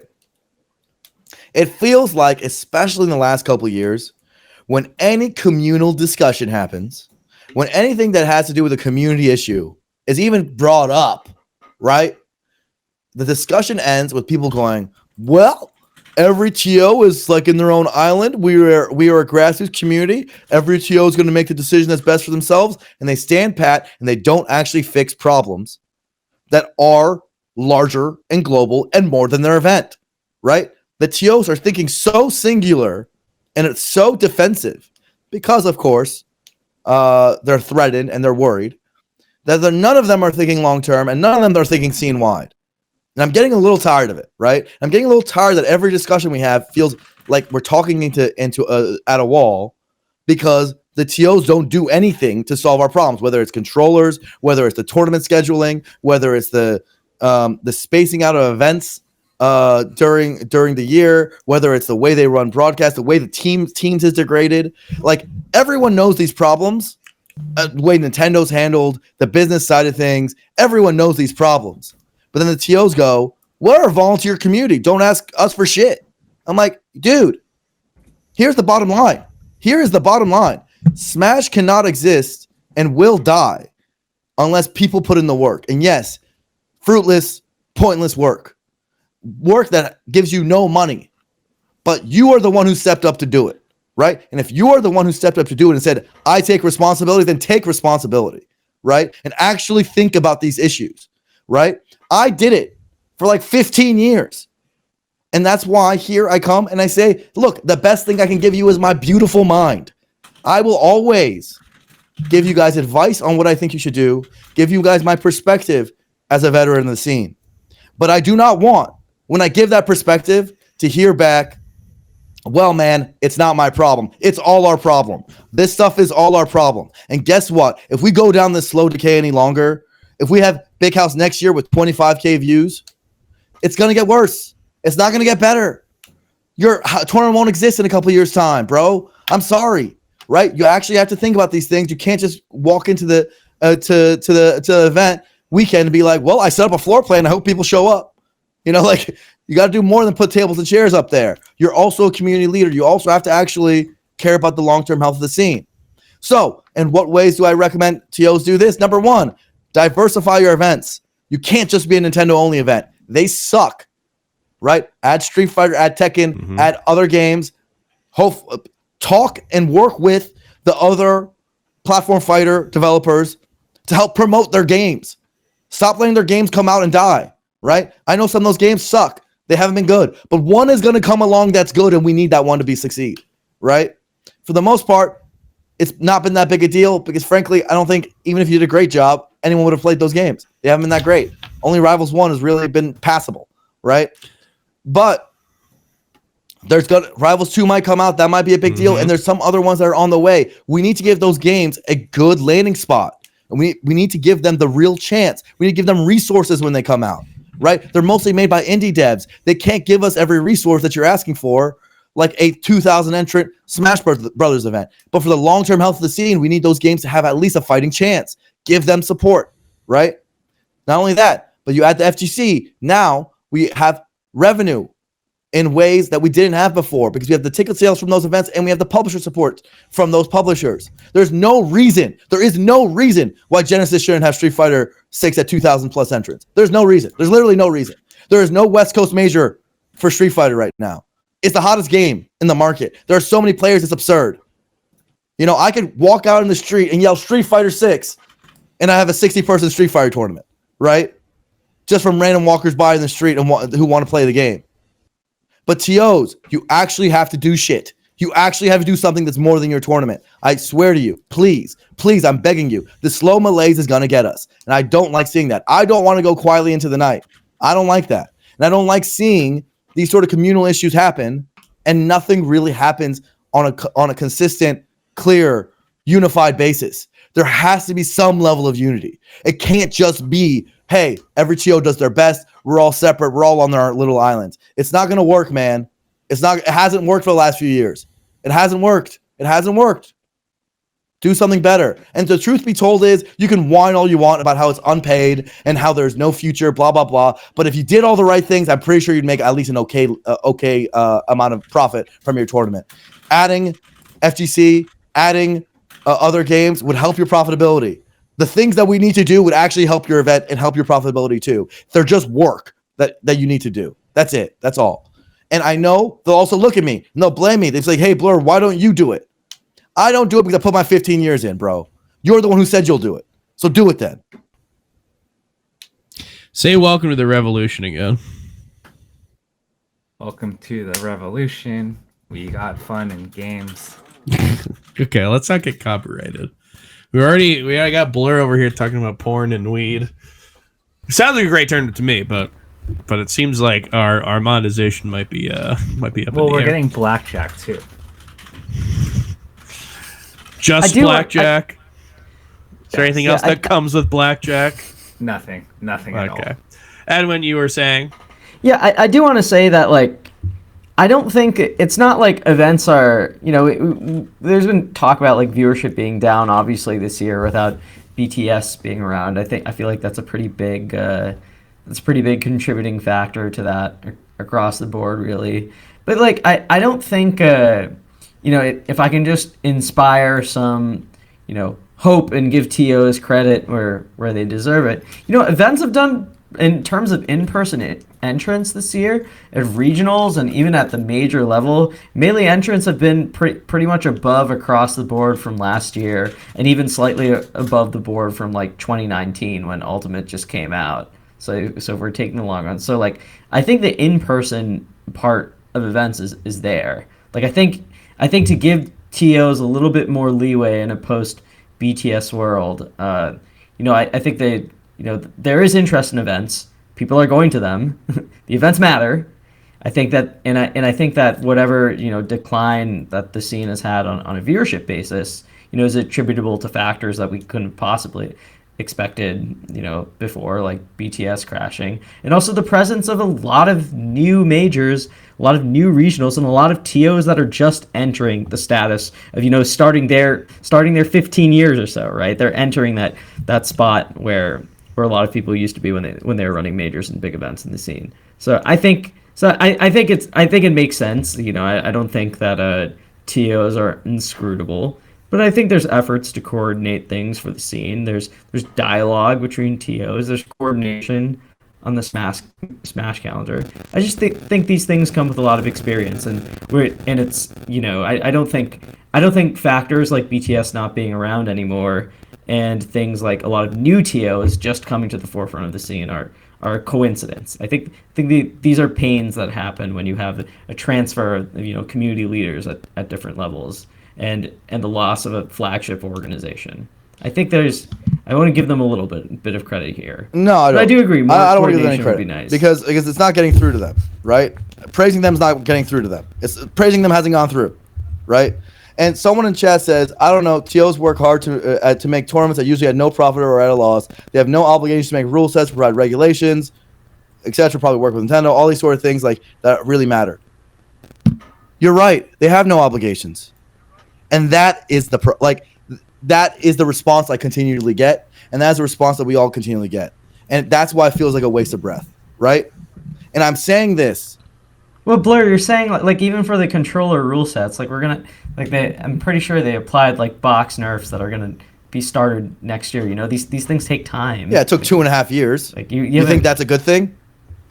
We had 2.5 years of cheating. You think that's a fucking good thing, Edwin? Is that fast enough? Yeah, but they have to have time. I don't even think. Do you think it's figured out now? You're under a pandemic. You think adding input lag and RNG is whatever? I'm not going to go into that. Whatever. Point is, the TOs didn't really help in that. P-Tas went on his own in a little island with Knuckles, the homie, and figured that out. The TOs were ready to have another decade of blatant cheating at our events. What are you talking about? Let me know. You think they helped? How'd they help? You just said the TO is not helper involved. You just named a TO. Was P-Tas, you consider him a TO? No, you mentioned Knuckles. Knuckles, yeah, but come on. Knuckles the homie nerd. Shout out to my boy Knuckles. Look, and they're doing stuff. God bless. But our main TOs didn't really help them. They didn't really help them. Honestly, they did not. What do you think? And they didn't put any effort into it. And if those guys didn't go out on their own to do it, they wouldn't have. In terms of what could they be doing more than they're already doing now? Huh? What could we be doing? I don't know. First of all, we don't have a unified stance on how we're handling this Nintendo thing. Doing the same thing, right? We don't even know internally. Apply license, don't apply license. Why am I always the only voice? How about that? Why am I the only one ever on camera? I don't even run tournaments. Why am I the only one yelling about this? Why am I the only one talking about this? Why is it that I feel like we won't see Joe Guy again until the next big house? And I say that because I roomed with him. He's one of my best friends, right? Literally at big house, every big house, me and him share a room. We sleep together, like men, among a campfire. What, you know what I'm saying? Look, we need a little more. You guys are the ones who are running the biggest tournaments. And I'm not calling him out necessarily. I'm only saying it because he's one of my best friends, and he's someone I could talk to more openly. You guys run the biggest tournaments. If you guys are completely checked out, we can't actually get anything done. What do you want, Edwin? Melee. You're right, I didn't watch that. But the point is, did he actually talk about those issues? Did he talk openly about how we should solve Nintendo or controllers or any of that? Or did it move progress forward? Did actually anything get done? You see what I'm saying? Do you just want Mayim back? Maybe. I don't need Mayim. Get the new kids in. Make a new Mayim, guys. Who's the new Full Bloom kid? What's his name? He seems cool. Get Deer. Deer, you do it, man. I don't know. Like, we're too old. They keep telling me how I'm old and jaded. How I'm a middle-aged. I got called a middle-aged man last weekend, Edwin. You know how much that broke my heart? I'm not that old. Suddenly a lot makes Right? more sense. I'm like, all right, man, fine. But at least give me a little bit of a feeling of safety and trust that you guys actually understand what's going on, that you understand the blaring issues that are in front of us. And I haven't seen that. I haven't seen urgency. Edwin. And that's what I care about. And so, yeah, maybe I'm being a little mean. Maybe I'm being a little harsh to people who have, quote unquote, no obligations. But I'm saying, man, I didn't have obligations for 15 years. I lost money for 15 years and I still did that shit. You know why? Because I thought it was good for the scene. And I thought it was necessary. If I'm going to take up the mantle, I'm going to respect the mantle. Right? And that's what I think. I would never run tournaments without caring about the global scene. That's not something I would do. Right? And so I'm just like, yo, maybe think about it. Maybe think about how your tournament fits in the ecosystem. Maybe think about other things you can do that helps the scene other than running your one tournament. I would enjoy that. I would like that. Right? Maybe stop looking at every problem and be like, this is not my problem. Right? Because no one can solve the big problems without some of these key stakeholders. Right? Everyone keeps on throwing up their hands and saying, not my problem, over and over again. Or not giving open, transparent dialogue, and we don't get anywhere, man.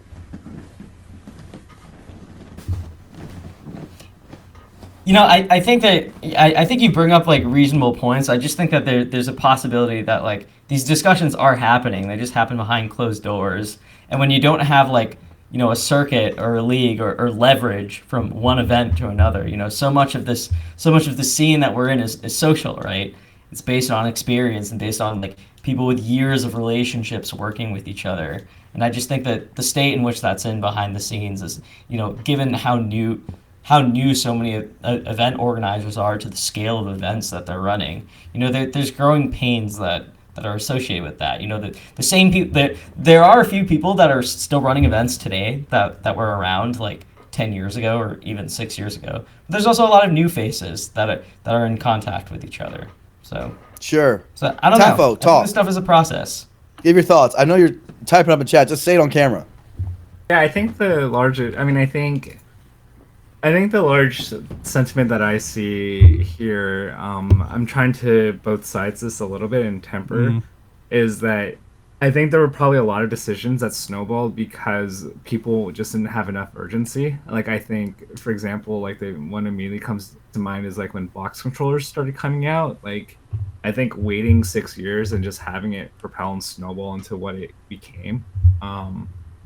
Like, I think there's just certain things where I think the community is collected. It may be like we don't need a full unity, but the community is looking for somebody to step up, or like a committee of people to be like, hey, this is what we're doing, like setting the vision, setting the tone, and giving a sense of like direction to certain things. And saying that while also saying that like, hey, there's a lot of great stuff happening in the community, so I don't want to like nitpick and say it's like all doom and gloom and all bad, but I would say that there are people that should have taken quicker initiative to make decisions. And I think what Blur's talking about is how frequently people kind of just let it go to the wayside and kind of just hope it solves itself, when there are a bunch of things that just we've seen don't really pan out that way. Yeah, and to be clear, I'm really talking about productive discussion. So one thing that the homie Jackzilla is saying in chat is, every TO I know was talking about it in Discord and talking in calls. I was on calls, I was on Discord. I'm talking about productive discussion, right? And here's what I mean. A bunch of people can be talking back and forth, but then nothing happens, right?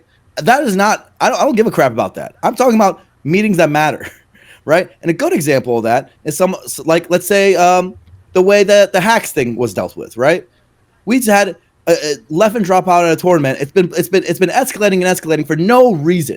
We've known for so long every data point we need to know what to do about that case, and yet for 2 years and tens of thousands of messages exchanged about it, TOs largely did nothing because they didn't want to go out there and do something for the great. And there's, in the end, as far as I can tell, there's no unity around it, right?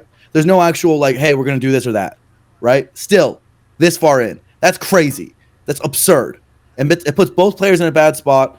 It puts it's growing a weird subculture in the scene on Twitter that's like that I don't even understand what's going on, right? And it's completely unnecessary. It's a thing that should be behind us. It should have been behind us 2 years ago with any sort of competent leadership. And so I'm saying, look, you're right. There's some great things that are happening in the scene. Battle BC had a weed boat. That was awesome. I liked that. I enjoyed myself. Big House was a great weekend for me. I did a lot of great things. You know, I had a fun time. I want to continue doing that.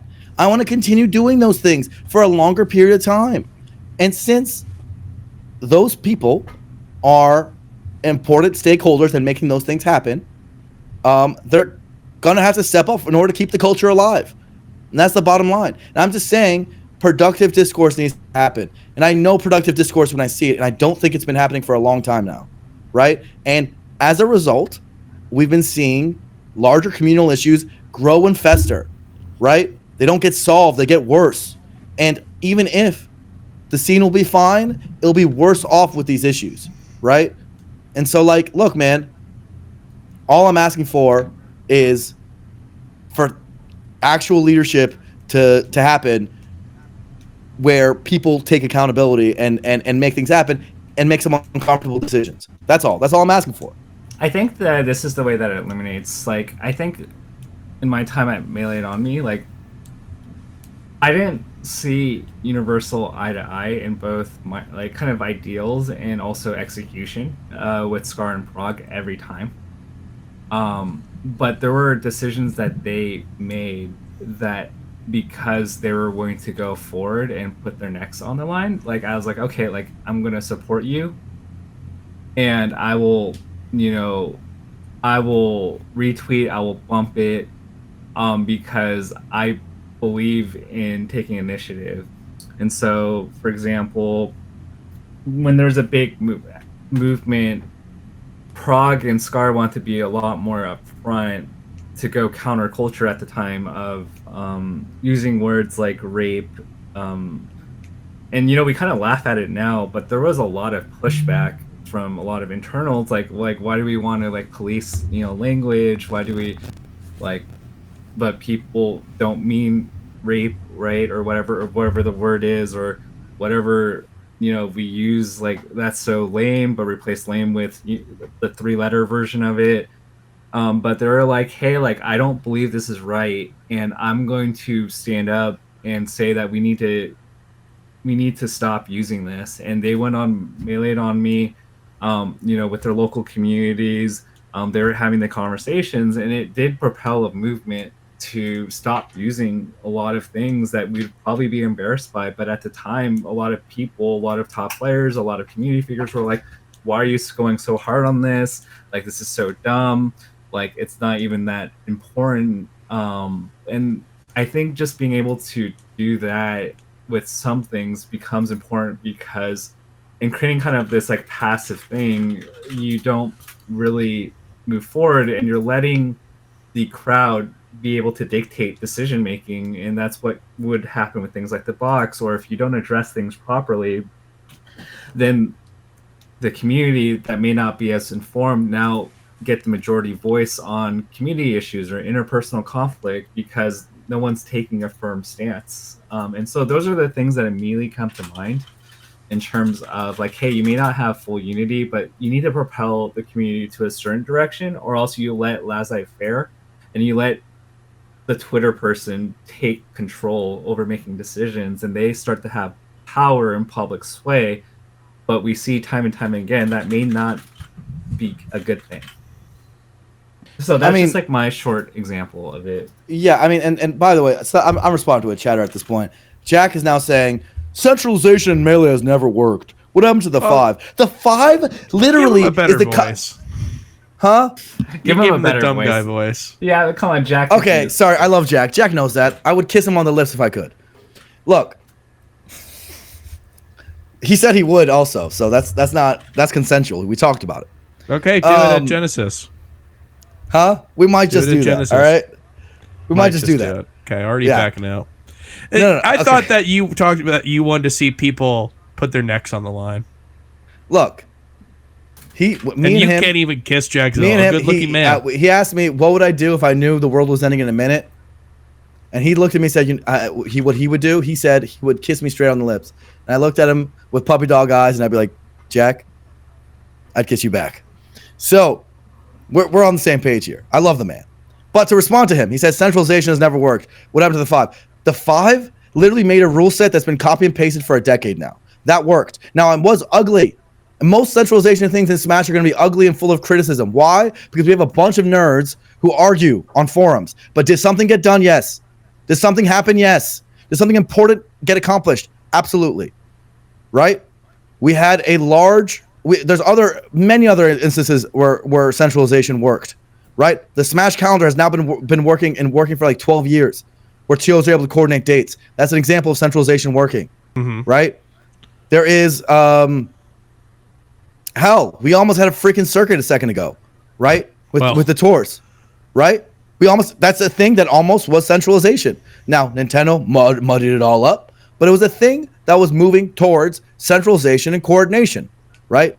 These things. We actively talked about how we didn't want that circuit to happen, though. I don't know if that's fair to give that in favor of point of the matter is you can't be like centralization doesn't work. Even the code of conduct where you're like, hey, they burned out. Sure, they burned out, but a lot of those conduct standards that are there are now in our rule sets, and are now the knowledge that was gained about how to handle cases are something that we can use moving forward. Now TOs in smaller regions use as case studies of what they should do, right? It wasn't all much ado about nothing. It's crazy to look at every attempt and say, hey, nothing got done. That's just wrong. That's just wrong history. It's not correct, right? Centralization has worked. I'm asking for more of those things. I'm asking for more attempts at those things, right? From the best people that we have. We have some good minds. The new generation. Do it. We believe in you. Yeah, so if I can just mention something like kind of adjacent, this is not to like, contradict the truth in what we're saying or like a different perspectives, but just something that I think is just a note in terms of where the community is headed and what I think has created like. I'm gonna interrupt you because I've got one important point of centralization that worked. That's someone who's on the freaking stream. What about the rankings? You know how much Tafel was shit on about the rankings when he first made them, right? That's an example of centralization. You know how it happened? Tafel said, "I'm just gonna make a list," and then he started talking to people. And that worked, right? That's it. That's all we need. And now people to do shit like that. I was just gonna say now we. Yeah, now we get shit on. It's a beautiful circle of events, dude. Even retro SSBM rank. When me and Pika wrote those, it was meant to just be 2 people's, and now it's literally just cited and exactly questions it. That's it. Retro SSBM rank is now effectively the freaking rankings for those years, right? And it was a beautiful thing that you guys did, and it's something that helps the discourse and the understanding of the history of the game, right? These sort of things helped us. They helped us form movements around our game, right? I think what's happening here, like, because I think Jack Zill is not saying that centralization, so I think there might be something semantical. But I think we also interrupted Edwin's point. Yeah, Edwin, go ahead. Sorry.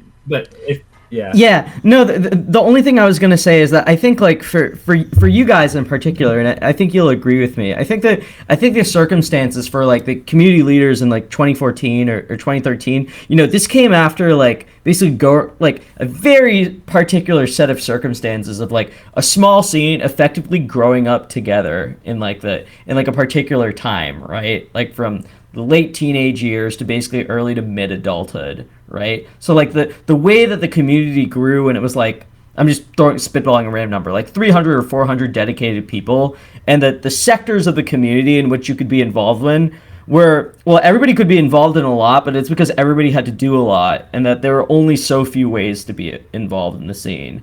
I think that's very different today, for where I feel like a lot of new generation leaders, like maybe I don't want to call ourselves leaders, but even like Wheat and myself and like Ambi or other people like coming out of the pandemic that suddenly have, contribute to the scene in different ways. We're coming at a time when the scene is much larger and there's a lot more ways to be involved and a lot more ways for people to make an impact on the scene, right? And I just think coming out of a context like that versus coming out of a context like, growing up together on a forum website and traveling to a few majors a year when the scene is much smaller. I do think there's additional obstacles that that the current generation and new generation of leaders in these different areas have to have, because we didn't grow up with each other in a small scene. We came when the work you guys did in making the scene large was already there. But when it comes to a transfer of community responsibilities and a shifting understanding of who does what in the community and what sectors actually exist, there's going to be new leaders that have different obstacles to overcome when it comes to working together towards something. So I think there's a grain of truth that different community leaders could be working better together in different areas, like player bans, for instance. But I think these things come with time. Is all I I'm am saying. not of the belief that player bans really shows that we need to stick together more. If you want to bring up hacks, I think that is a situation that is completely different than any other player ban we've ever dealt with, and I'm perfectly okay with tournaments not having a consensus on that, right? Like, hey, in terms of just tournaments, right? Like, if there's someone who you don't want at your tournament, I think that you're allowed to say so, even if not everyone feels that way. I think the safety and just the general attitude of the tournament that you want to curate, I think that's up to you. I think that we can talk about box rules, and I think that is a great point in terms of centralization. That's also something that that went back to what, 2017, 2016, right? I think it's hard to point to the Kevin Deers of the world and say stuff like that. I know that it's obviously, once it got introduced, it became much of a larger and more prevalent problem, issue. What word are we using? But I do believe that the work that PTAS has done, it's just hard for me to see him hustle his way around the little big house venue, the big house venue, and meet with all these TOs in order to get this rule set up. Even if it is later than we've maybe would want it. It's hard for me to say that and say that no one is doing anything. They're all just sitting with their hands on their asses or whatever. Other than that, I'd love to hear more about where we need centralization, because those 2 points, I think I don't really see eye to eye on that. Those 2 points are like necessarily the biggest issues that we have in terms of centralization of the scene. I think that one is something that I don't think we necessarily need centralization for, which is player bans, and the other thing is something that I think that we've seen as an issue for so long that it's hard to really point fingers at any one specific group of TOs, because we've seen it over generations of TOs. That being said, this sounds like Blur, you might have enjoyed yourself a ticket to Foresight Fights in the near future. I don't think we get to decide that, but seems like the work that you've done on this podcast probably have sealed that. We're going to wrap up the show. We're coming on a little long. I know that we are generally used to it in terms of these episodes that we have with Blur specifically. But I do think the discussion that we had here was amazing. I think that we have a lot of things that,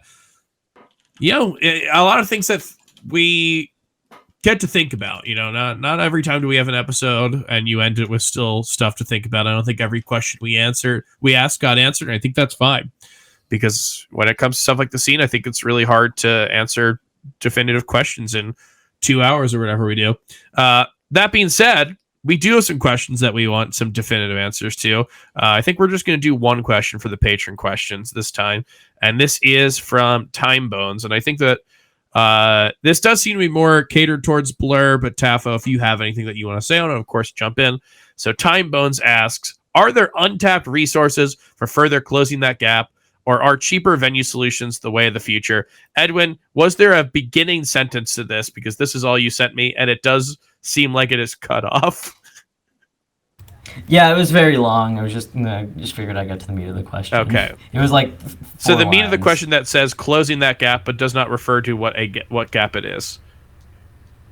I think he's talking about like revenue. Okay, we're talking about revenue for streams for tournaments. Is there a way where we can, I guess, close the gap between price and profit? Is that what it is, or is it just cheaper solutions? Yeah, I guess the question is, if we want to profit more, should we just go cheaper venues, or are there untapped resources? Blur, you kind of already answered this in terms of Street Fighter 6 and other stuff like that, but if you or Tafo have any other answers to this question, please go ahead.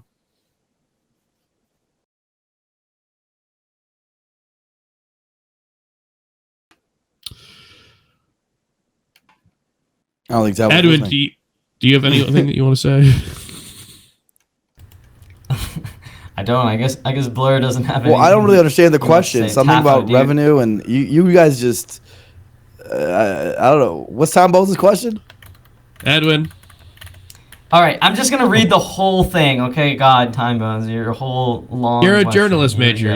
You can summarize it. Yeah, it feels like lately budget and profitability has come more into the conversation for the large convention center tournaments as convention centers and their fees become more expensive. And we've seen some creative ways to close that profitability gap. Are there untapped resources for further closing that gap, or are cheaper venue solutions the way of the future?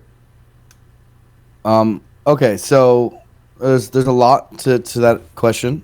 In terms of ways we can increase our profitability. As I said earlier, I think one of the best ways is by including more games and being more diverse.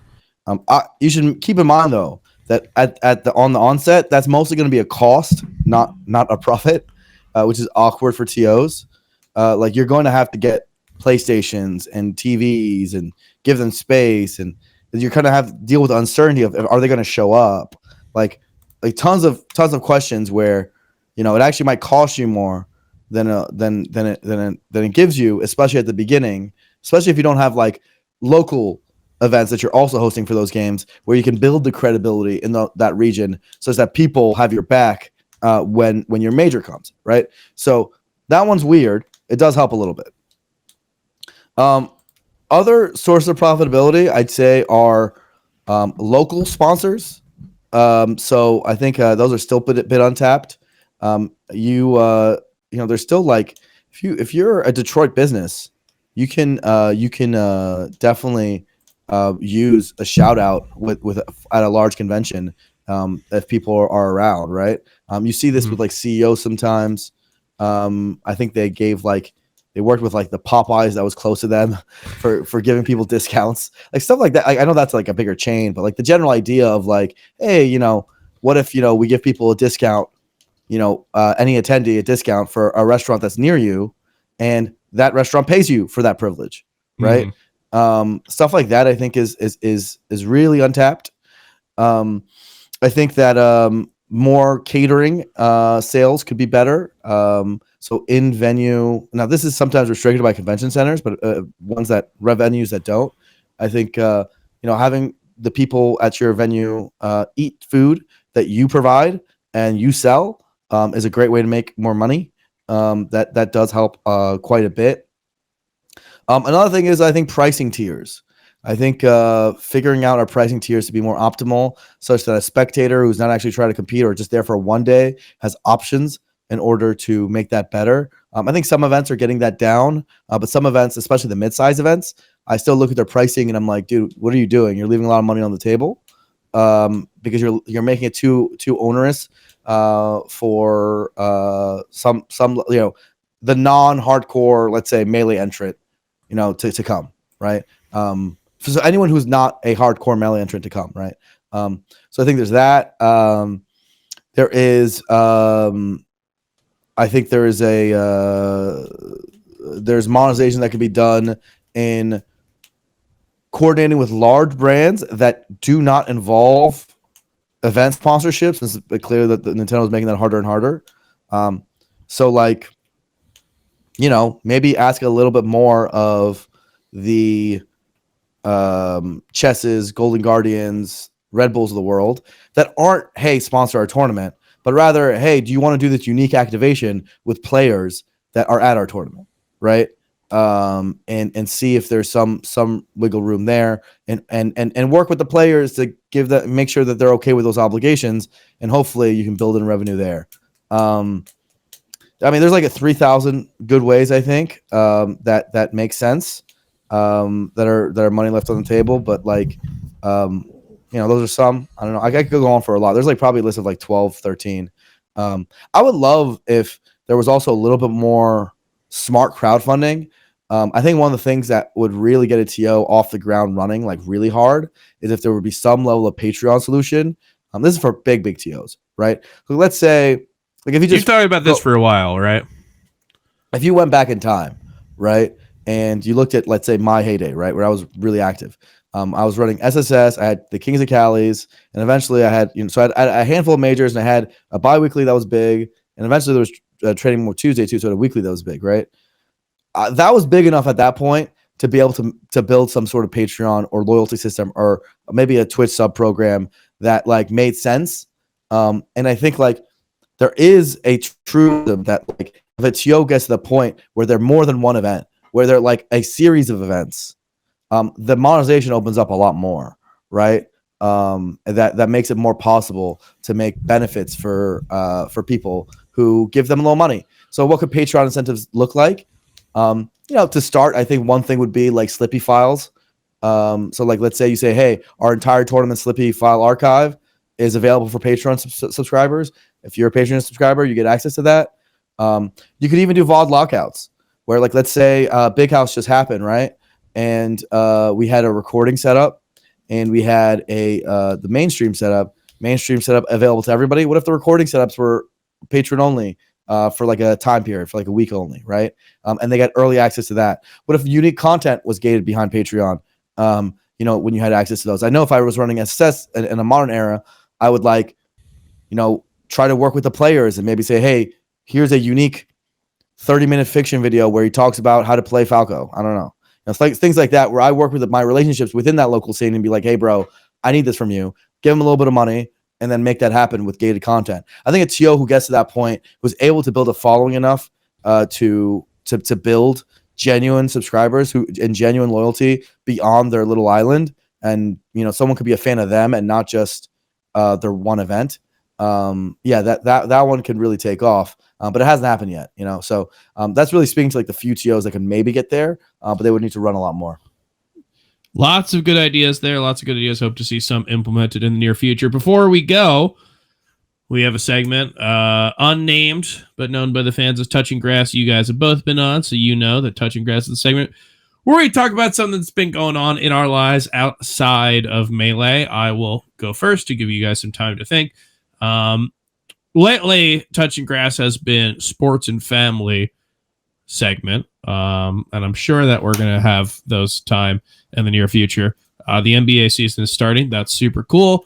I'm going to save that maybe next week if the team that I support doesn't make me want to kill myself. So until then, I will talk about 2-minute barriers that have been very cool to see. And during the pandemic, I got really into watching speedruns for Super Mario 64. And anyone who does not know about what's been going on in Super Mario 64 is that there is a huge break, basically this skip for one specific star that was basically like an auto scroller, was joked about as a meme forever, as this type of thing that was not feasible to even do, and definitely not feasible in RTA, and that is carpetless. This past, I think it was a month or 2 months ago, we saw someone who created a way to do it that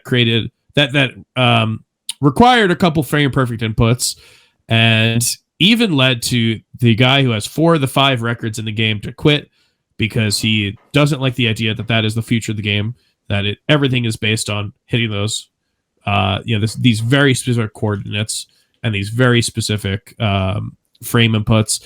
And it became this whole thing of like, well, do we let them see their coordinates, right? Are they able to have an overlay where they can see what direction they're holding to the degree, or does that kill the game? Luckily, they found an easier way to do it. And because of that, we have seen, I believe, 3 world records in like a week. One of those was something that we thought was impossible, which was the 1:36 barrier. The current record for Super Mario 64, 120 stars, is 1 hour, 36 minutes, and however many seconds, I forget, which is an insane barrier. A minute barrier that we never saw broken before, so that was very cool to see. That was during the Big House, so I was not able to actually watch any of those streams live, but it was cool to see these updates. And another minute barrier that happened is a little more personal, and Tafo knows about it, is I've been playing Tetris for a little bit now. I think I started in April, playing on Tetrio, the online one, and I've been doing 40 lines. It took me a real long time to kind of get to this, but as of a week ago, I hit under a minute to accomplish that. Now, Tafo, I think his record is at 36 seconds. So I'm definitely beat there. But the minute barrier was this thing that kind of stood in my way for a long time. I was at 104 for a while. I was at 102 for a while. I was at 101 for a long time. So hitting 59 seconds felt very, very good. And now it's time to finally buckle down and actually. I was telling Tafo, there's a very specific thing. I only spin my pieces one way, so I have to actually learn how to spin them both ways. So I got some work to do now that I hit the minute barrier, but very fun accomplishment that I just had. Edwin, what have you been up to? Sports and family? Yeah, but I want to drill down on the family thing for a second. Are we drilling down right now? I gotta go to the gym. Why are we drilling down? The show's long enough, guys. Let him drill down. Settle down there. Minutes. Hold on. Let me. I gotta watch Wemby. It'll be quick. You'll watch Wemby. I gotta watch Wemby also. That's anyhow. So started. Go on. Yeah. So on. So I've been spending a ton. I wasn't able to go to Big House because I just had a pretty big family obligation. I've actually been housing my sister and my and her husband for the last few days. It's been pretty fun. They left this morning. But on Sunday, I went to a puja, which if I'm probably going to butcher what it actually is. I'm just speaking broadly. It's basically like a religious ceremony for a bunch of different occasions. But I went to one because my cousin bought a home, so me and Kimberly drove to Boston where they bought a home, and basically like this puja is just like kind of this long religious ceremony, and I suddenly found myself in the process where like, so if you know me, I'm just I'm just not very religious at all. So, but basically what's supposed to happen is that like the people that are moving into the home are supposed to read from like a storybook, and it's filled with these just like chapters of these like.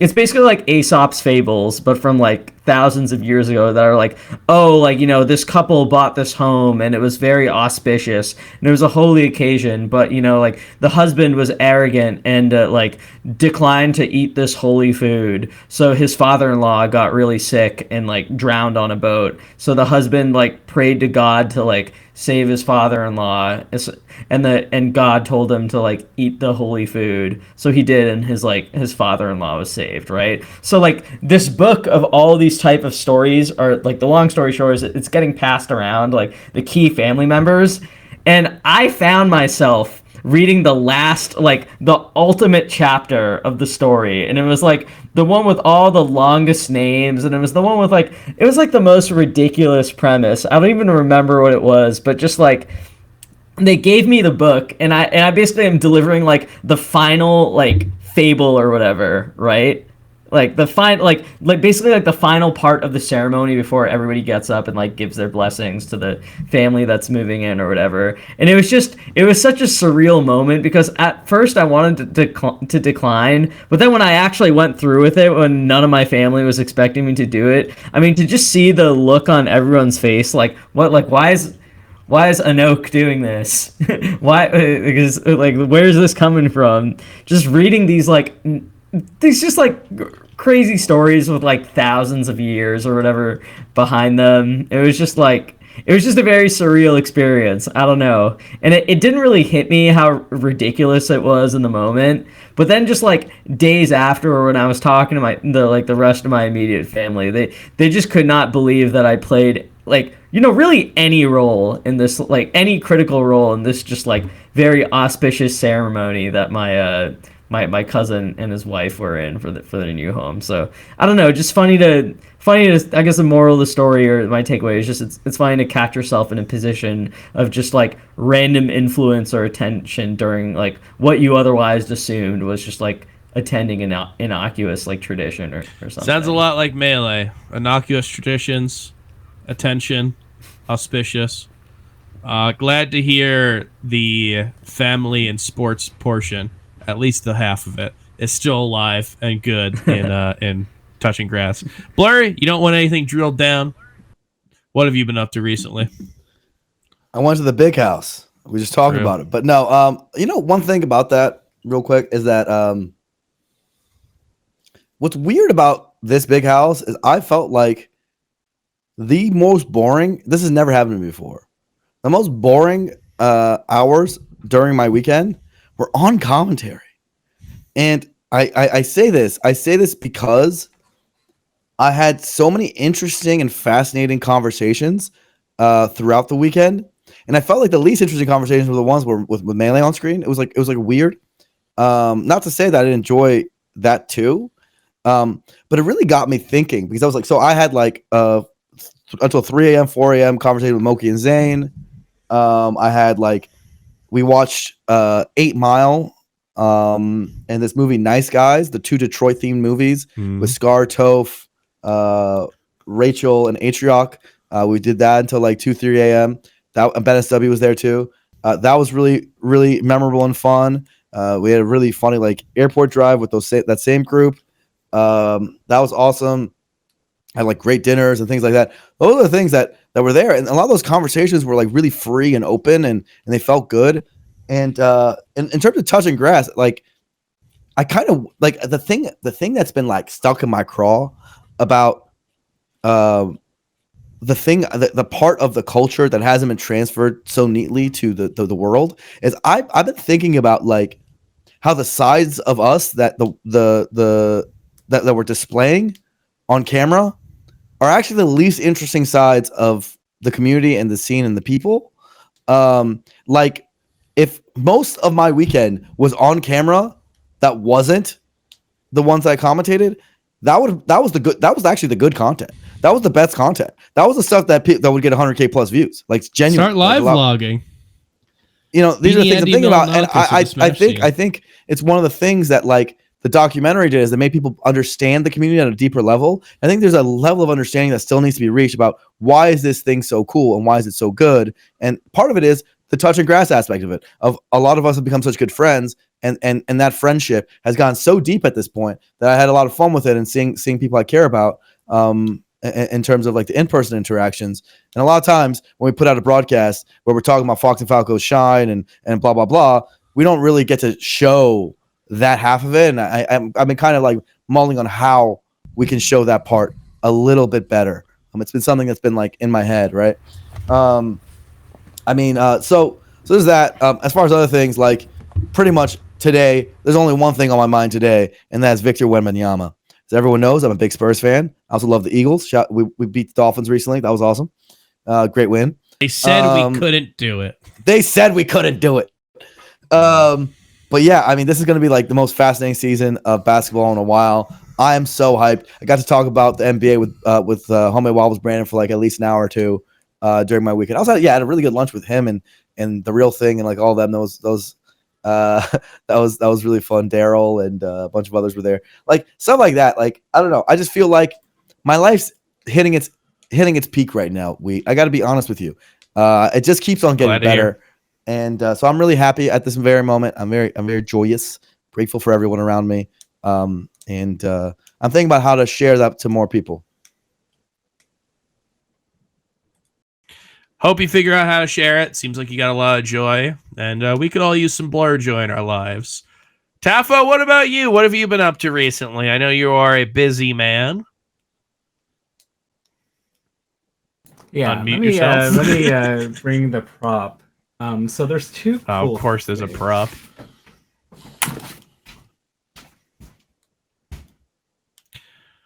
All right, Edwin. While he's getting the prop, distract the audience.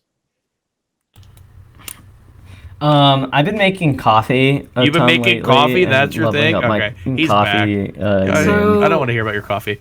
Yeah. There's two things. You've been making coffee. My coffee game's sick now. It's gonna be a new Pokemon card. It's my guess. Vanity purchase is this. I've been looking for this card for literally 4 years, and I finally found it. I know him too well. This is the last PSA 9 I needed. There's only 10 of these that exist. Oh, you've been talking about how you've been trying to get this one for like. You guys have no idea how much this means to him. He's been trying to get that for like years. Of Gengars, right? I had sent so many of these to PSA, and none of them hit the grade. And then I found it on eBay, and I just sniped it. And then this came last week. But that's the vanity one. The sweet one is actually this. And it's this beautiful quilted thing. And the story behind it is Vicky and I go to a church in Anaheim where there's a fair amount of, I guess, older people. And there's an old elderly couple who are in their 60s or 70s. They have grandkids and everything.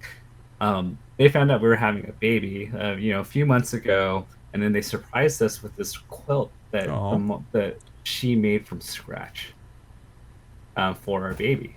And I thought this was just really sweet because this probably took a lot of time, and we were just really surprised. And so it was definitely a really big highlight for us to just have this really beautiful blanket that was just, I don't even know how long this takes to make. But yeah. Probably months. But we were just really grateful. And so it was just a sweet moment, and they were just really sweet. That is adorable. Family man moment. And I Edwin, love it. if you ever want a free quilt, now you know what to do. Yes, now you know.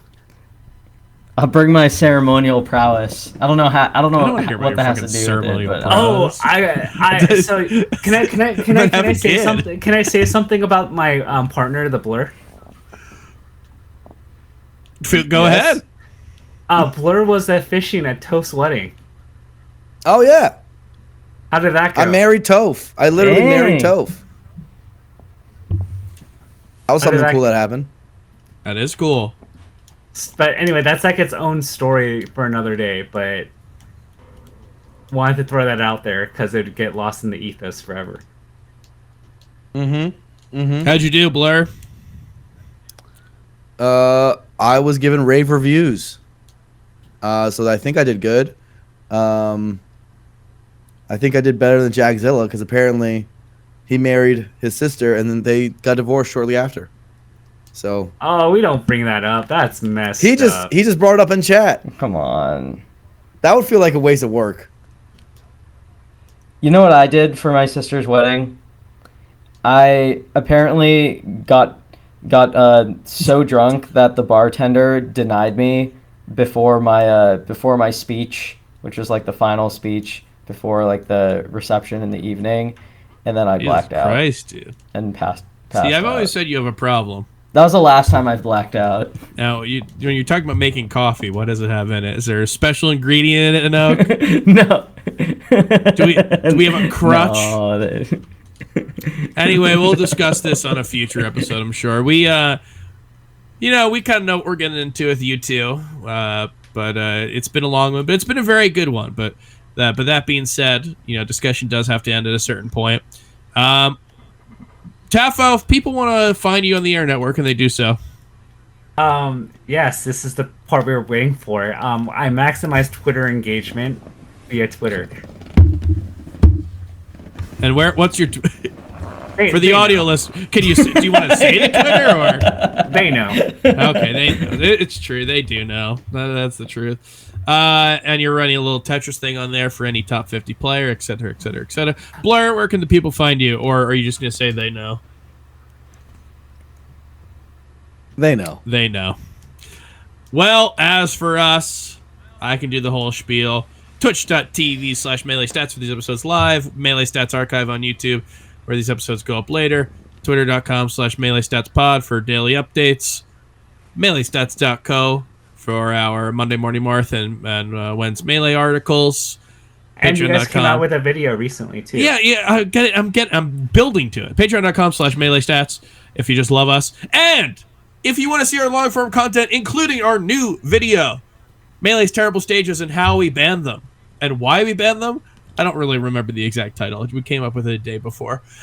We made a 35-minute video on the sets and the people that brought us to banning some of the crazy stages, and kind of was a overview of how we got to the stage list that we currently have today.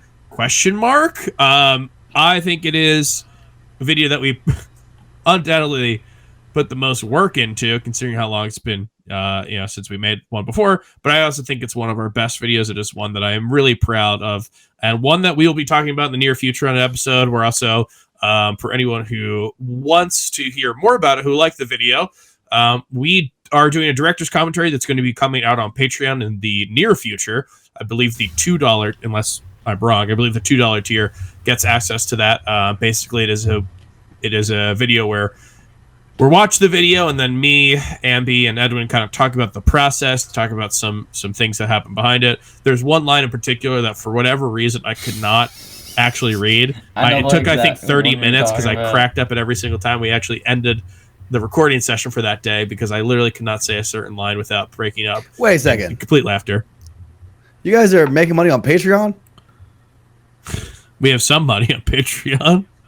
We got a little Don't Right, worry that's how you about guys fly some of those players out. Name some players you flew out. This past year, we flew up Mo. We flew out Quang. We had Billy Bo Peep. Koopa Troopa 895. Flash. You guys are using money for Koopa Trooper 895? J-Cam. This is Cohen. Blur's not getting anything. Miami. He just spent 3 hours on here. He's getting nothing. Koopa Trooper 895 is getting it all.